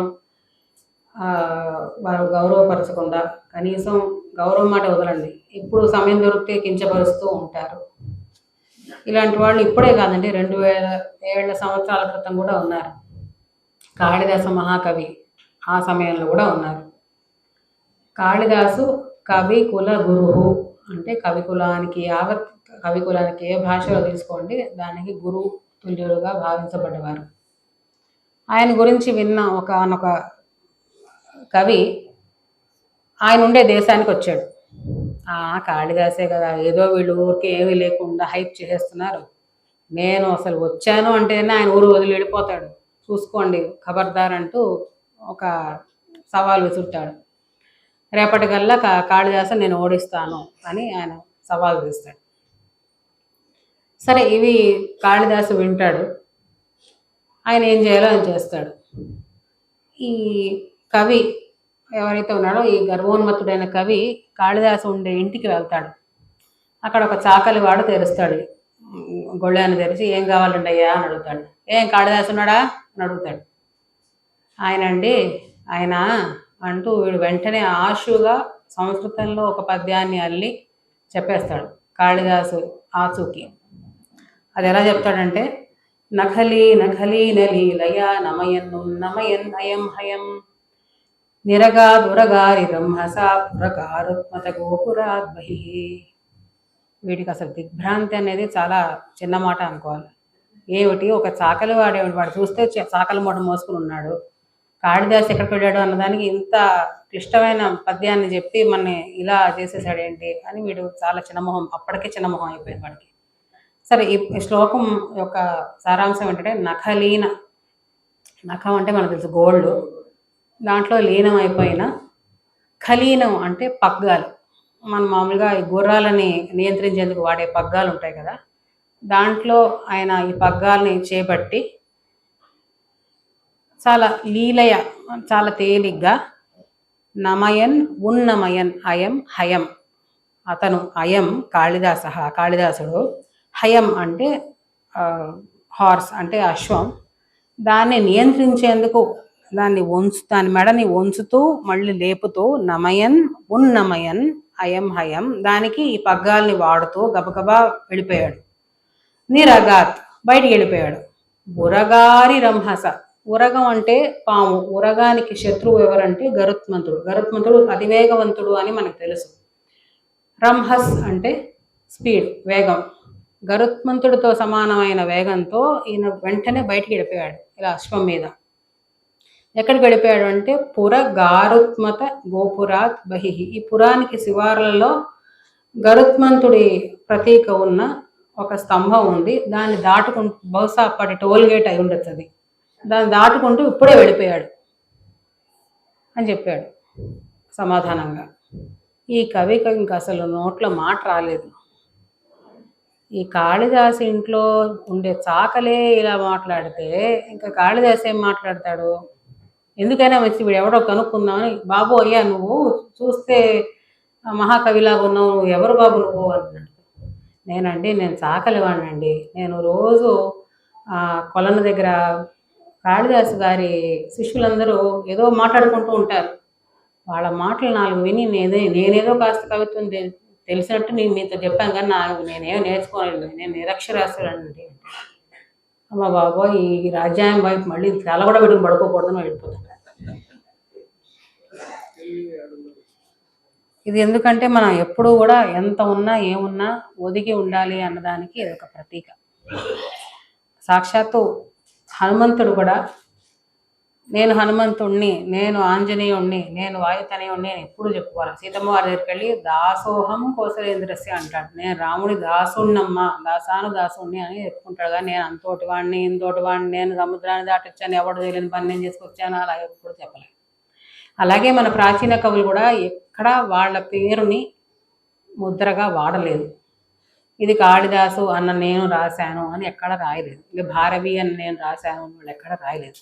వాళ్ళకి సొంత డబ్బా కొట్టుకోవడం ముఖ్యం కాదు, మంచి వాంగ్మయాన్ని భావితరాలకి అందించి దాని ద్వారా భావితరాలు కాస్త ఏమైనా నేర్చుకోవాలి అన్న ఒక్క ఆశతోనే వాళ్ళు ఇవన్నీ మనకి అందించారు వరప్రసాదంగా. సరే, కాళిదాస్ గురించి ఇంకొక పద్యం చెప్పి తదుపరి చమత్కారానికి వెళ్తాను. మనకి 5 వేళ్ళు ఉన్నాయి. దానికే సంస్కృతంలో ఒక్కొక్క వేలికి ఒక్కొక్క పేరు ఉంది. ఇదేమో అంగుష్టం, ఎందుకంటే ఇది ఒక కొలమానం, ఇది ఒక యార్డ్ స్టిక్ అనొచ్చు. ఇంత మెషర్మెంట్, ఇంత ఏదైనా ఉంటే దీన్ని అంగుష్ట మాత్రం అంటాం. ఈ వేలికి తర్జని అని అర్థం. ఎందుకంటే తర్జించడం అంటే భయపెట్టడం లేకపోతే బెదిరించడం. మీరు ఎవరైనా లేచారో అక్కడ మూసేస్తారు తలుపులు అంటే తర్జనీని వాడతాం. ఇది మధ్యమ, ఎందుకంటే అటు ఇటు 2 వేళ్ళు ఉన్నాయి, ఇది మధ్యలో ఉంది కాబట్టి ఇది మధ్యమ. ఈ వేలు మన ఉంగరం తుడిగే వేలు, ఇది అనామిక అని అంటాం. ఇది కనిష్ఠిక.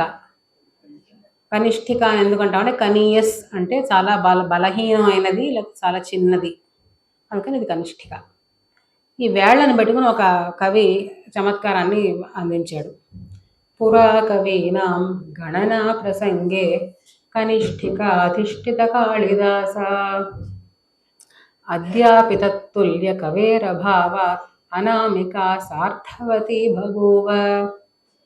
పురా ఒకప్పుడు కవీనాం గణన అంటే కవులందరూ ఎవరన్నా మహాకవులు ఎవరు అని గణనం చేస్తున్నప్పుడు కనిష్ఠిక, ఇదిగో మనం లెక్క పెట్టేప్పుడు చెప్తాం కదా, కనిష్ఠిక ఏమో ఓ కాళిదాసు ఉన్నాడు అని చెప్పింట.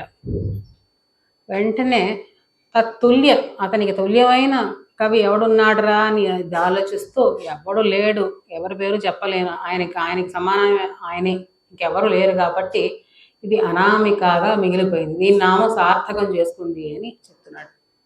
అద్యాపి తత్తుల్య కవేర్ అభావాత్, లేనందువల్ల, ఆయనకి సమానమైన కవి ఎవరు లేనందువల్ల అనామిక సార్థవతి బభూవ.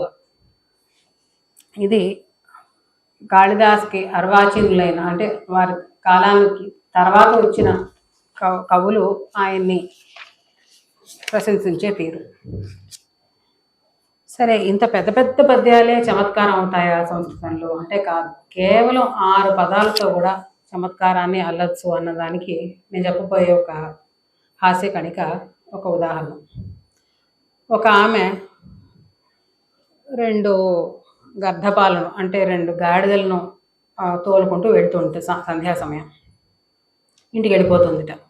ఆమెను చూసి ఒక 2 చిన్నపిల్లలు కాదు, కుర్రాళ్ళు అనుకోండి, వెక్కిరిద్దాం అనుకుని ఓ గర్ధపమాత జయ జయ గర్ధపమాత అంట. ఓ గాడిదల తల్లి నీకు జయోస్తు, నీకు జయము కలుగుగాక అంట. వెంటనే ఊరుకోవచ్చా? ఊరుకోదు. సంస్కృతం తెలుసు కదా, చమత్కరిస్తుంది. జయ జయ పుత్రవు అంటుంది. జయ మీకు పుత్రులారా అంటుంది. సమస్యాపూర్ణం, తెలుగు వాళ్ళైన మనందరికీ చాలా చాలా చాలా ఇష్టమైన ఒక అంశం. ఇది మన అవధానాల్లో తరచు చూస్తూ ఉంటాం. ఒకానొక రాజు 6 పర్యాయ పదాలను ఇచ్చి అదే ఒక సమస్యగా పూరించమంటాడు. ఇప్పుడు మామూలుగా ఏదో ప్రాసయుక్తంగా ఏమైనా ఇస్తే కాస్త దాన్ని ఏమైనా రిపేర్ చేసి మనం ఒక చేయొచ్చు, ఏదైనా పద్యంగా, ఏదో వాటర్ మీటర్ మ్యాటర్ అలాగేమైనా. 6 పర్యాయ పదాలు ఇస్తే దాన్ని బట్టి నీవుడు చేస్తాం. ఇప్పుడు నర్తనశాలలో ఉత్తర కుమారుడు అంటాడు, అంటను ముట్టను తాకను అంటాడు. అలాగా 3 పర్యాయ పదాలు, ఇక్కడ 6 పర్యాయ పదాలు ఇచ్చాడు ఒక రాజు. అదేమిటంటే అంబోధిర్ జలధిర్ పయోధిరుదధిర్ వారాం నిధిర్ వారిధి. అంబోధి అన్న సముద్రం, జలధి అన్న సముద్రం, పయోధి ఉదధి, వారాంనిధి వారిధి, ఇవన్నీ కూడా సముద్రానికి పర్యాయ పదాలు. నేనంటే సంస్కృతంలో విస్తృతమైన పద సంపద ఉంది. మనం ఆంగ్లంలో చెప్పాలంటే ఓషన్ అంతే, దానికి మించిన ఇంకే సునడం లేదు. మరి 6 పర్యాయ పదాలు పెట్టుకుని ఏమిటి చేయగలం అని మిగతా కవులందరూ తలగొక్కుంటుంటే ఉన్నాడు కదా మన మహాకవి కాళిదాసు. ఆయన ఒక అద్భుతమైన పద్యాన్ని అల్లి చూపించాడు. ఆయన దేనికని ఒక అద్భుతమైన ఘట్టాన్ని కల్పించాడు. అదేమిటంటే కుమారస్వామి అంటే షణ్ముఖుడు అంటాం, 6 ముఖాలు కలిగిన వాడు. దీంతోనే మీకు అర్థమైపోయి ఉంటుంది రాబోయేది ఏమిటో. ఆయన చిన్నపిల్లాడు వెళ్ళి చాలా కోపావేశంతో వాళ్ళ నాన్నతో అంటాడు, ఓ నాన్న, నువ్వు నెత్తిపైన పెట్టుకున్నావే గంగని, ఆవిడ ముందర వదిలే అంటాడు. అమ్మకు చాలా కోపంగా ఉంది ఈ విషయంలో అంటాడు.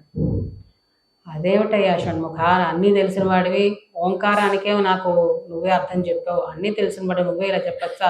ఎన్నో రోజులుగా నా నెత్తిపైన ఉంది, ఉన్నప్పుడా నువ్వు ఆమెను వదిలేయమంటే ఎక్కడ పోతుంది ఆవిడ, నేను ఎక్కడ వదలగలను అంటాడు శివుడు. షణ్ముఖుడికి అర్థం అవుతుంది, నాన్నకి ఈవిడ పైన ఏదో స్పెషల్ అటాచ్మెంట్ ఉంది, అందుకనే ఏమి తెలియనట్టు మాట్లాడుతున్నాడని చాలా కోపంగా ఎర్రటి బుగ్గలు వేసుకొని, చిన్నపిల్లలకి కోపం వస్తే ఎలా ఉంటుంది చూసుకోండి, అంత కోపంతో ఆయనకుండే ప్రతి తలతోనూ ఒక్కొక్క సమాధానం చెప్పాట. ఎక్కడ వదలాలి ఆవిడంటే అంబోధిర్ జలధిర్ పయోధిర్ ఉదధిర్ వారాంనిధిర్ వారిధి అని. దీన్ని పద్య రూపంగా చెప్తే అంబా కుప్యతి తాతమూర్ధి నిహత గంగేయముత్సృజ్యతాం. అమ్మకి కోపం వస్తుంది. అంబా కుప్యతి, తాత అంటే ఇక్కడ సంస్కృతంలో నాన్న అని అర్థం. మూర్ధ్ని నిహత, నెత్తిపైన కూర్చుంది చాలా రోజులుగా. గంగాయం ఉత్సృజితం, ఆవిడ్ని విడిచిపెట్టేసేయండి. అప్పుడు శివుడు ప్రతిస్పందిస్తాడు, విద్వన్షణ్ముఖ కాగతి స్విహ భవేత్ తస్యాశ్చిరాయత్ శిరం. ఓ విద్వాంసుడైన షణ్ముఖుడా, నీకు తెలియని విషయం ఏముంది, ఆమెకి చాలా కాలంగా నా నెత్తిపైనే ఉంది గతి, ఆవిడ కొత్తగా మనం ఎక్కడికి గతి కల్పిస్తాం అంటే, ఈయనకి కోపం వచ్చి కోపావేశ కరాళ శేషవదనై ప్రత్యుత్తరం దత్తవాన్. సుబ్రహ్మణ్య స్వామి అంటే మనకి సర్పం అని తెలుసు, అందుకని ఆయన తలలన్నీ సర్పాలుగా చేసేసి కోపంగా ఏదో శివుని భయపెట్టేట్టు చూపించాడు. ఆయన వేసుకునేదే సర్పాలు, అది గమనించకుండా ఈయన ఏదో ఆయన భయపించేందుకు అన్ని సర్పాల మొహంతో చూపించి ఒక్కొక్క తలతో చెప్పాట. అంబోధిర్ జలధిర్ పయోధిరుదధిర్ వారాంనిధిర్ వారిధి. ఇదొక సమస్యాపూర్ణం. ఇంకొక సమస్యాపూర్ణం కూడా చాలా అందరికీ, ఇంచుమించు అందరికీ కూడా చాలా తెలిసిన ఒక పద్యం. మామూలుగా మీ అందరికీ తెలుసు, సమస్యాపూర్ణం అంటే ఏదో అవ్వని ఒక విషయాన్ని, లేకపోతే శబ్దమాత్రంగా కొన్ని ఉంటాయి, ఇవన్నీ కూడా వాళ్ళు పద్యాలుగా అల్లుతారు మహాకవులు. దీంట్లో నేను చెప్పబోయే దాంట్లో ఒక శబ్దాన్ని మాత్రమే ఇస్తాడు ఒక రచకుడు. టన్ టన్ టన్ టన్ టన్ టన్ టన్. దీన్ని ఏమిటి చేస్తాం పద్యంగా అని ఆలోచించి ఒక మహాకవి ఇలా చెప్పాట.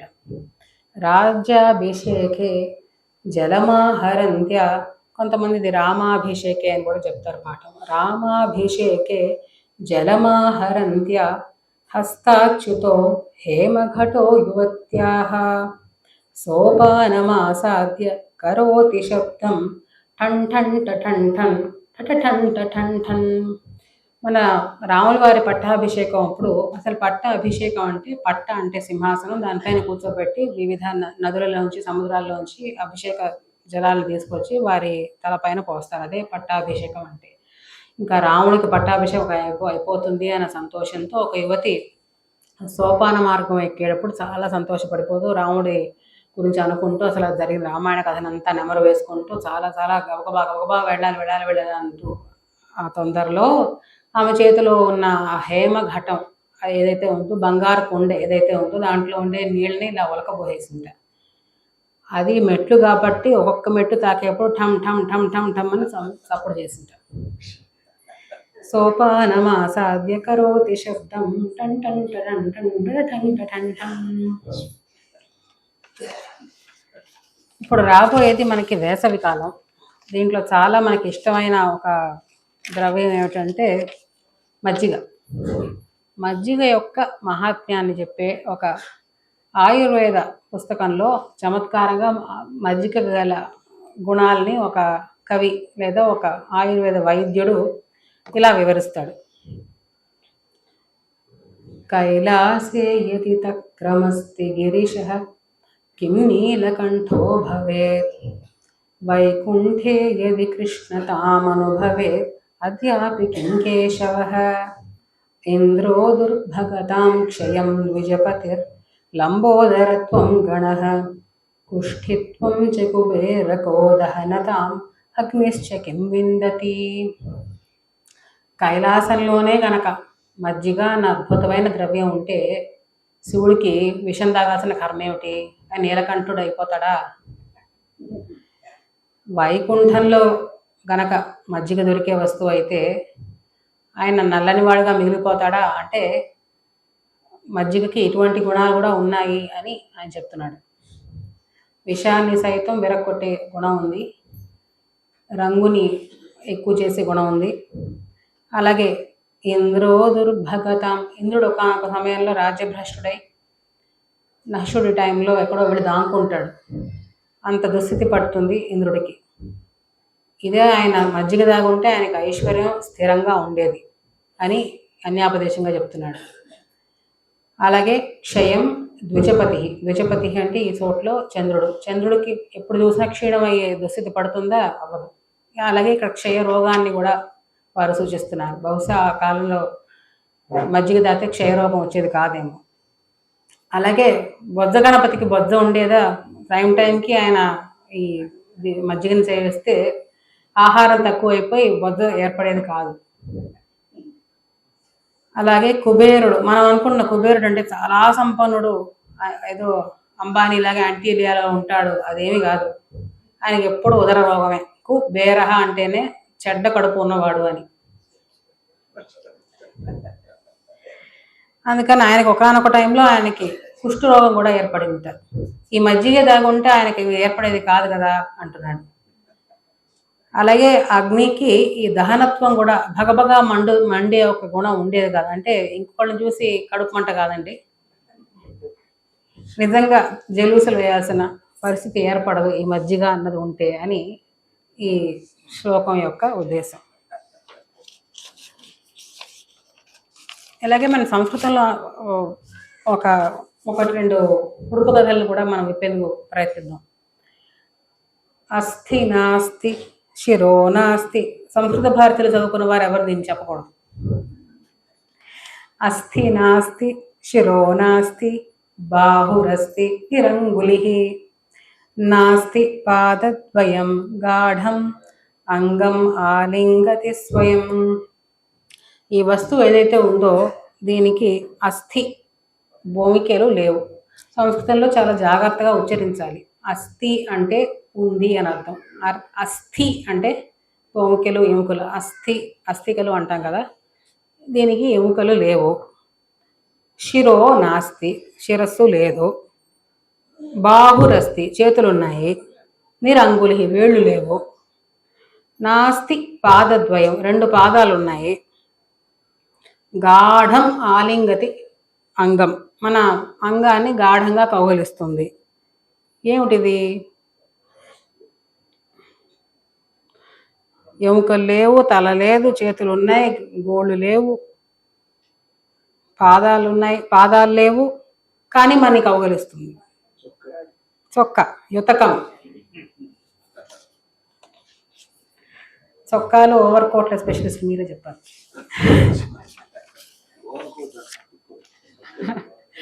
చొక్కా కతుక్కుంటుంది ఓవర్ కోట్.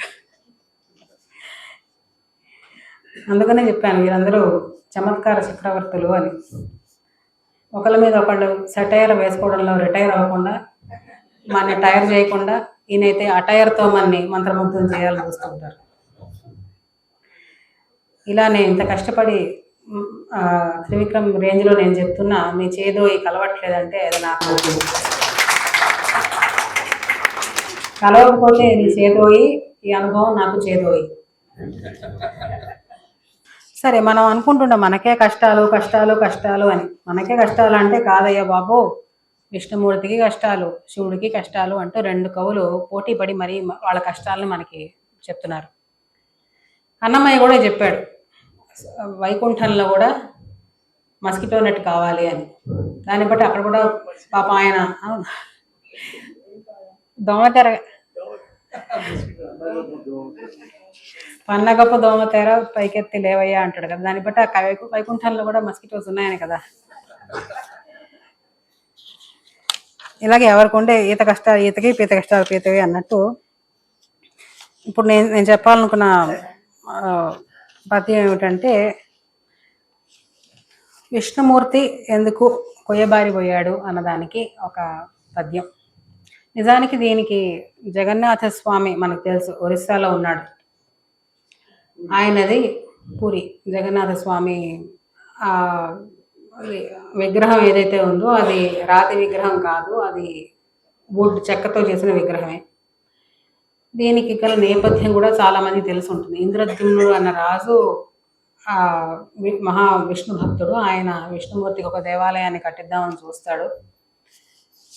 అప్పుడు విష్ణుమూర్తే అతని భక్తికి మెచ్చి ఒక శిల్పిగా అతనికి ముందు వస్తాడు. వచ్చి ఇలా ఒక ప్రతిపాదన చేస్తాడు. ఓ రాజా, నేను నీకు ఒక అద్భుతమైన విగ్రహాన్ని నేను చేసిస్తాను, కానీ నన్ను ఒక గదిలో బంధించేసి 10 రోజుల పాటు 15 రోజుల పాటు అనుకుంటా, ఎవ్వరూ లోపలికి రాకూడదు. ఎవరైనా లోపలికి వస్తే నేను అప్పటికప్పుడు ఆ పని అలాగే వదిలేసి వెళ్ళిపోతాను. నేను మళ్ళీ ఆ పనిని ముట్టుకోను. ఆ పని ఇంకెవ్వరూ పూర్తి చేయలేరు. అందుకని దయచేసి ఎవరు కూడా నాకు ఎటువంటి డిస్టర్బెన్స్ నాకు ఇవ్వద్దు అని అంటాడు. మరి నీకు అన్నపానాదులు ఎలాగ బాబు అంటే, అవన్నీ నేను చూసుకుంటాను, మీరు దాని గురించి బెంగపెట్టుకోకర్లేదు. నాకల్లా కావాల్సింది, నాకు ఎటువంటి ఇబ్బందులు లేకుండా నన్ను ఒక గదిలో పెడితే నేను మీకు కావాల్సినట్టుగా అంటే అంతకంటే కూడా ఇంకా సుందరమైన విగ్రహాన్ని నేను తయారు చేస్తాను అంటాడు. సరే అని ఇంద్రద్యుమ్నుడు ఒప్పుకుంటాడు. కానీ మానవులం కదా, ఒక 2-3 రోజులు బాగానే ఉంటుంది. వాడి పని వాడు చేసుకుంటున్నాడు, నమస్కారం. 4వ రోజు వీడు సరిగ్గా చేస్తున్నాడా లేదా, అసలు ఎక్కడి నుంచో వచ్చాడు, వీడికి అప్పచెప్పాం ఈ పని, అడ్వాన్స్ కూడా పుచ్చుకోవాలా, ఆ కొయ్యను మొత్తం తీసుకెళ్ళిపోయి ఎక్కడికైనా ఎక్స్పోర్ట్ చేసినా మనకు దిక్కు లేదు, లోపల తెరిచి చూద్దామా అనుకుంటాడు. వద్దులే, మళ్ళీ వాడు కోపడతాడు. సరే 5 రోజులు, 6 రోజులు, 10 రోజులు అయింది. ఇంకా వీడికి కుతూహలం ఆగలేదు, తెరిచేసాడు తలుపు. అంతే, ఆ శిల్పి కనుమరుగైపోయాడు. జగన్నాథుడి విగ్రహం అలాగే తయారీ అయ్యి అక్కడే ఉంది. ఇప్పుడు కూడా అది పూర్తి తయారీ అవ్వలేదు, మనందరికీ తెలుసు. దీన్ని ఒక కవి చమత్కరిస్తూ దీన్ని ఒక శ్లోకంగా మనకు అందించాడు.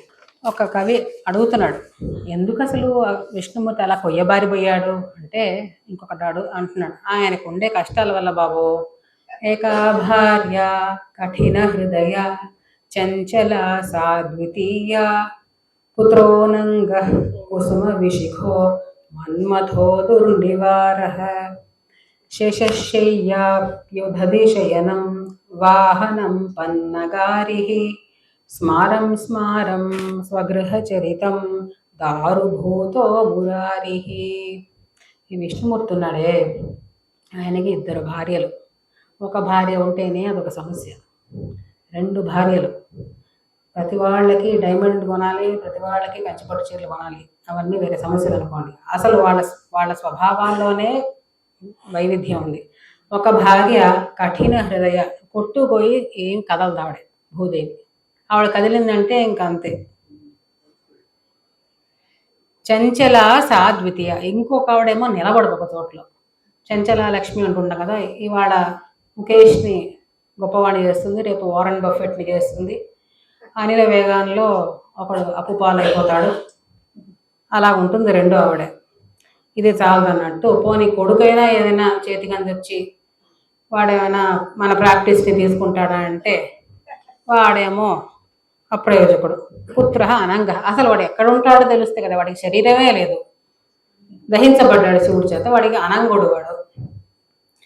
పైగా వాడికి ఏమైనా మంచి ఆయుధాలు ఉన్నాయా అంటే, కుసుమ విశిఖం అంటే పూల బాణాలు, దాంతో ఏం చేయగలడు వాడు యుద్ధం. మన్మథ, దీనికి మళ్ళీ వ్యుత్పత్తి ఏమిటంటే మనస్సుల్ని మథిస్తాడు వాడు, అందుకని మన్మథ.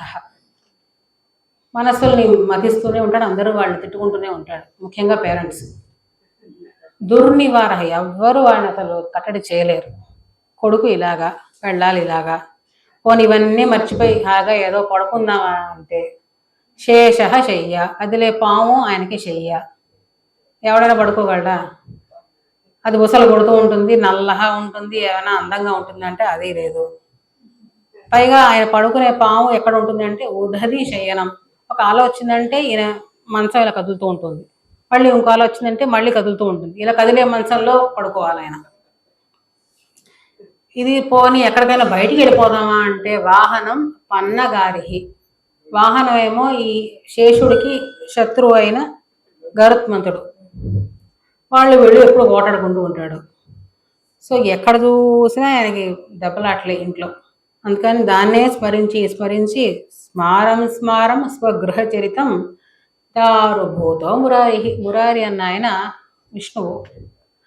ఆయన దారు అయిపోయాడయ్యా, ఆయన కొయ్యబారిపోయాడు. ఎటువంటి ఒక ఎక్స్ప్రెషన్ లేకుండా అయిపోయాడు, ఎటువంటి రియాక్షన్ లేకుండా అయిపోయాడు అని ఒక కవి చెప్పాడు. ఓహో, నేను విష్ణువుకే అన్ని కష్టాలు అనుకుంటున్నావా, మా శివుడికి చూసుకో ఎన్ని కష్టాలు అని ఇంకొకటి అంటాడు పరమశివ భక్తుడు. ఆయనకేమిటి కష్టాలంటే, అత్తుం వాంఛతి వాహనం గణపతే రాకుం క్షుదార్థ ఫణి తం చక్రం చరిపో శిఖీ చ గిరిజా సింహోపి నాగాననం గౌరీ జన్నుసుతామసూయతి కళానాథం లలాటానలో నిర్విణ్ణస్సపౌ కుటుంబ కలహాత్ ఈశోపి హాలాహలం. మీ విష్ణుమూర్తి అయినా కొయ్యబారిపోయాడు. మా శివుడు ఏం చేశాడు తెలుసా? ఏమి చేయలేక విషయం తాగేశాడు. ఎందుకు ఆయనకుండే ఇంట్లో కష్టాలంటే, అత్తుం వాంఛతి వాహనం గణపతే ఆకుం క్షుధార్థ ఫణి. ఈయన వేసుకునే ఆభరణాల్లో ఫణి సర్పం ఏదైతే ఉందో, ఈ గణపతికి వాహనమైన ఎలుకని ఇప్పుడు కాజేసి తినేద్దామా అని చూస్తూ ఉంటుంది. తం చక్రం చరిపో శిఖి, మళ్ళీ ఈయన వేసుకునే ఆభరణాన్ని సుబ్రహ్మణ్యుడు వెళ్ళే వాహనమైన శిఖి అంటే మయూరం, నెమలి ఎప్పుడు దీన్ని కొట్టేసి తినేద్దామా అని అది కాచుకుని చూస్తూ ఉంటుంది. ఇది చాలదన్నట్టు గిరిజా సింహోపి నాగాననం. ఈ గణపతి ఉన్నాడే అంటే గజానుడు. మీకు మాకు తెలుసు సింహానికి గజానికి ఎప్పుడు వైరం ఉంటుంది అని. అందుకని పార్వతీదేవి కూర్చున్న ఆ సింహం ఏదైతే ఉందో అది ఆవిడ కొడుకైన గజానుని తినేద్దామని అది ఒక కన్ను చూస్తూ ఉంటుంది కంటితో. ఇది చాలదన్నట్టు ఎప్పుడు మనం తెలిసిన కదే. గౌరీ జన్నుసుతాం అసూయతి. గౌరీ జాహ్నవిని అంటే గంగాదేవిని ఎప్పుడు అసూయతో చూస్తూ ఉంటుంది. ఇది ఎందుకు మాత ఆయన నెత్తిన కూర్చుంది అని. ఇది చాలదన్నట్టు ఆయన తలపైన ఉండే చంద్రుడు కళానాథం లలాట ఆనలో, ఆయన తృతీయ నేత్రంలో ఉండే అనలం అగ్ని ఏదైతే ఉందో పైన ఉండే చంద్రుడిని ఎప్పుడు అసూయతో చూస్తూ ఉంటుంది. నన్ను చూస్తే అందరూ భయపడతారు, నిన్నేమో అంతగా ఆహ్వానిస్తారు, నువ్వు అంత ఆహ్లాదకరుడు అంటాడు. విజయవారు కూడా వెన్నెలా నిన్నే నెత్తిన పెట్టుకున్నారు, నన్ను ఎవడు పెట్టుకోలేదని దీనికి దాని మీద అసూయ. ఇలా పూర్తిగా ఎక్కడ చూసినా ఒకళ్ళనొకడు తినేసే ఒక స్పర్ధాభావం, ఒక అసూయభావంతో ఆయన చాలా చాలా డిసప్పాయింట్మెంట్ పొంది కుటుంబ కలహాత్ ఈశ అపి హాలాహలం పపం, హాలాహలాన్ని మింగేశాడు.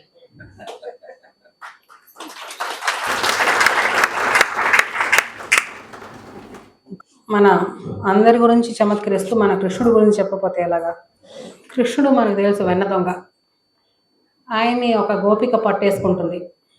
అప్పుడు అడుగుతుంది, ఎవరయ్యా నువ్వు, ఎవరు, ఎక్కడి వాడు, ఏమిటి అని. ఆయన చెప్పే సమాధానం ఇలా ఉంటుంది. కస్త్వం బాల బలానుజ కిమి హరే మన్మందిరా శంకయ యుక్తం తన్నవనీత కుంభకుహరే హస్తం కిమర్థం న్యసేః మాతః కంచన వత్సకం మృగయితుం మాగా విషాదం క్షణాత్ ఇత్యేవం వరవల్లవే ప్రతివచః కృష్ణస్య పుష్ణాతు నః. కస్త్వం బాల, ఓ బాలుడా నువ్వు ఎవరు అంటే, ఈయన తన పేరు చెప్పుకోడుగా. నేను బలరాముడికి అనుజుడిని, అంటే బలరాముడికి మంచి పేరు ఉంది ఇంతవరకు, అందుకని ఆయనకి పేరు చెప్తే ఈయన ఎవరు తప్పుపట్టరు, అందుకని అతనికి తమ్ముడిని నేను. సరే, కిమి హరే, అయితే సరే ఇక్కడికి ఎందుకు వచ్చావు నువ్వు? మన్మందిరా శంకే, ఇది నా ఇల్లేమో అనుకుని వచ్చేసానమ్మా, తప్పు పొరపాటున. సరే, యుక్తం, అయితే తన్ నవనీత కుంభకుహరే హస్తం కిమర్థం న్యసేః. సరే, ఆ నవనీత కుంభం ఉంది కదా, నవనీతం పెట్టుకునే ఆ ఘటం ఉంది కదా, దాని నోట్లో అంటే దాని ఓపెనింగ్లో నీ చెయ్యి ఎందుకు ఉంది? అబ్బా అదే, మాతః, ఓ మాత, కంచన వత్సకం మృగయితుం, మా ఇంట్లో ఒక దూడ తప్పిపోయింది, అదేమైనా దీంట్లో దూరిపోయిందేమో చిన్న చూసి వస్తుంటే నువ్వు ఈ లోపలే నువ్వు అంత టెన్షన్ అయిపోవాలా. మాగా విషాదం క్షణాత్ ఇత్యేవం వరవల్లవి ప్రతివచ కృష్ణ సత్ పుష్ణాతునః. ఇలా చమత్కారంగా ఆ వరవల్లవికి, ఆ గోపికకి ప్రతివచనం చెప్పే, ఓ గోపాలుడా నువ్వు మమ్మల్ని అందరినీ కాపాడు అని ఈ కవి చమత్కరించాడు. ఆఖరిలో ఒకే ఒక చిన్న చమత్కారం. మనందరికీ తెలుసు ఇల్లరికంలో ఉన్న మజా అనే పాత సినిమా ఉంది. దీంతో ఒక కవి చెప్తాడు, అసారే ఖలు సంసారే సారం శ్వశుర మందిరం హరో హిమాలయే శేతే హరిష్యేతే పయోనిధౌ. ఈ సంసారంలో అసలు ఈ సంసారం అంటే ఈ లోకంలో ఎటువంటి ఆనందం లేదు, నిస్సారంగా ఉంటుంది. ఒక్క చోటు మటుకి ఆనందంగా ఉంటుంది. అది ఎక్కడ అంటే శ్వశుర మందిరం, మామగారిల్లు లేకపోతే అత్తారిల్లు. అందుకనే హరుడు హిమాలయంలో పడుకున్నాడు, ఆయన సొంత ఇంట్లో పడుకోలే. హిమాలయం ఆయనకి మామగారిల్లు. మరి హరి ఏం చేశాడు, విష్ణుమూర్తి కూడా పయోనిధిలో పడుకున్నాడు, పాలసముద్రంలో పడుకున్నాడు, ఆయన సొంత ఇంట్లో కాదు. అందువల్ల అందరూ కూడా ఇల్లరికపు అల్లుళ్ళుగా ఉండడం చాలా చాలా ఆనందకరంగా నీకు అనిపిస్తున్నాడు.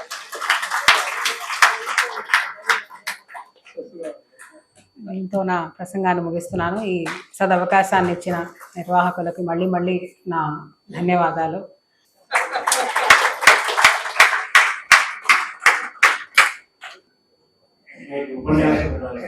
ఈ అమ్మాయి ఏం చెప్పబోయారు, చదువుతుంది సభా గౌరవం పాటిస్తూ మీరు వయసుకు మించిన ప్రతిభా పాండిత్యాలను ప్రదర్శిస్తూ మనకి ఎన్నో తెలియని విషయాలను అందులో ఉన్నటువంటి సంస్కారాలను మనందరినీ చక్కగా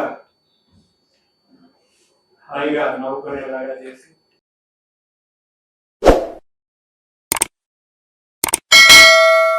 దయచేసి లైక్ చేయండి, షేర్ చేయండి మరియు సబ్స్క్రైబ్ చేయండి.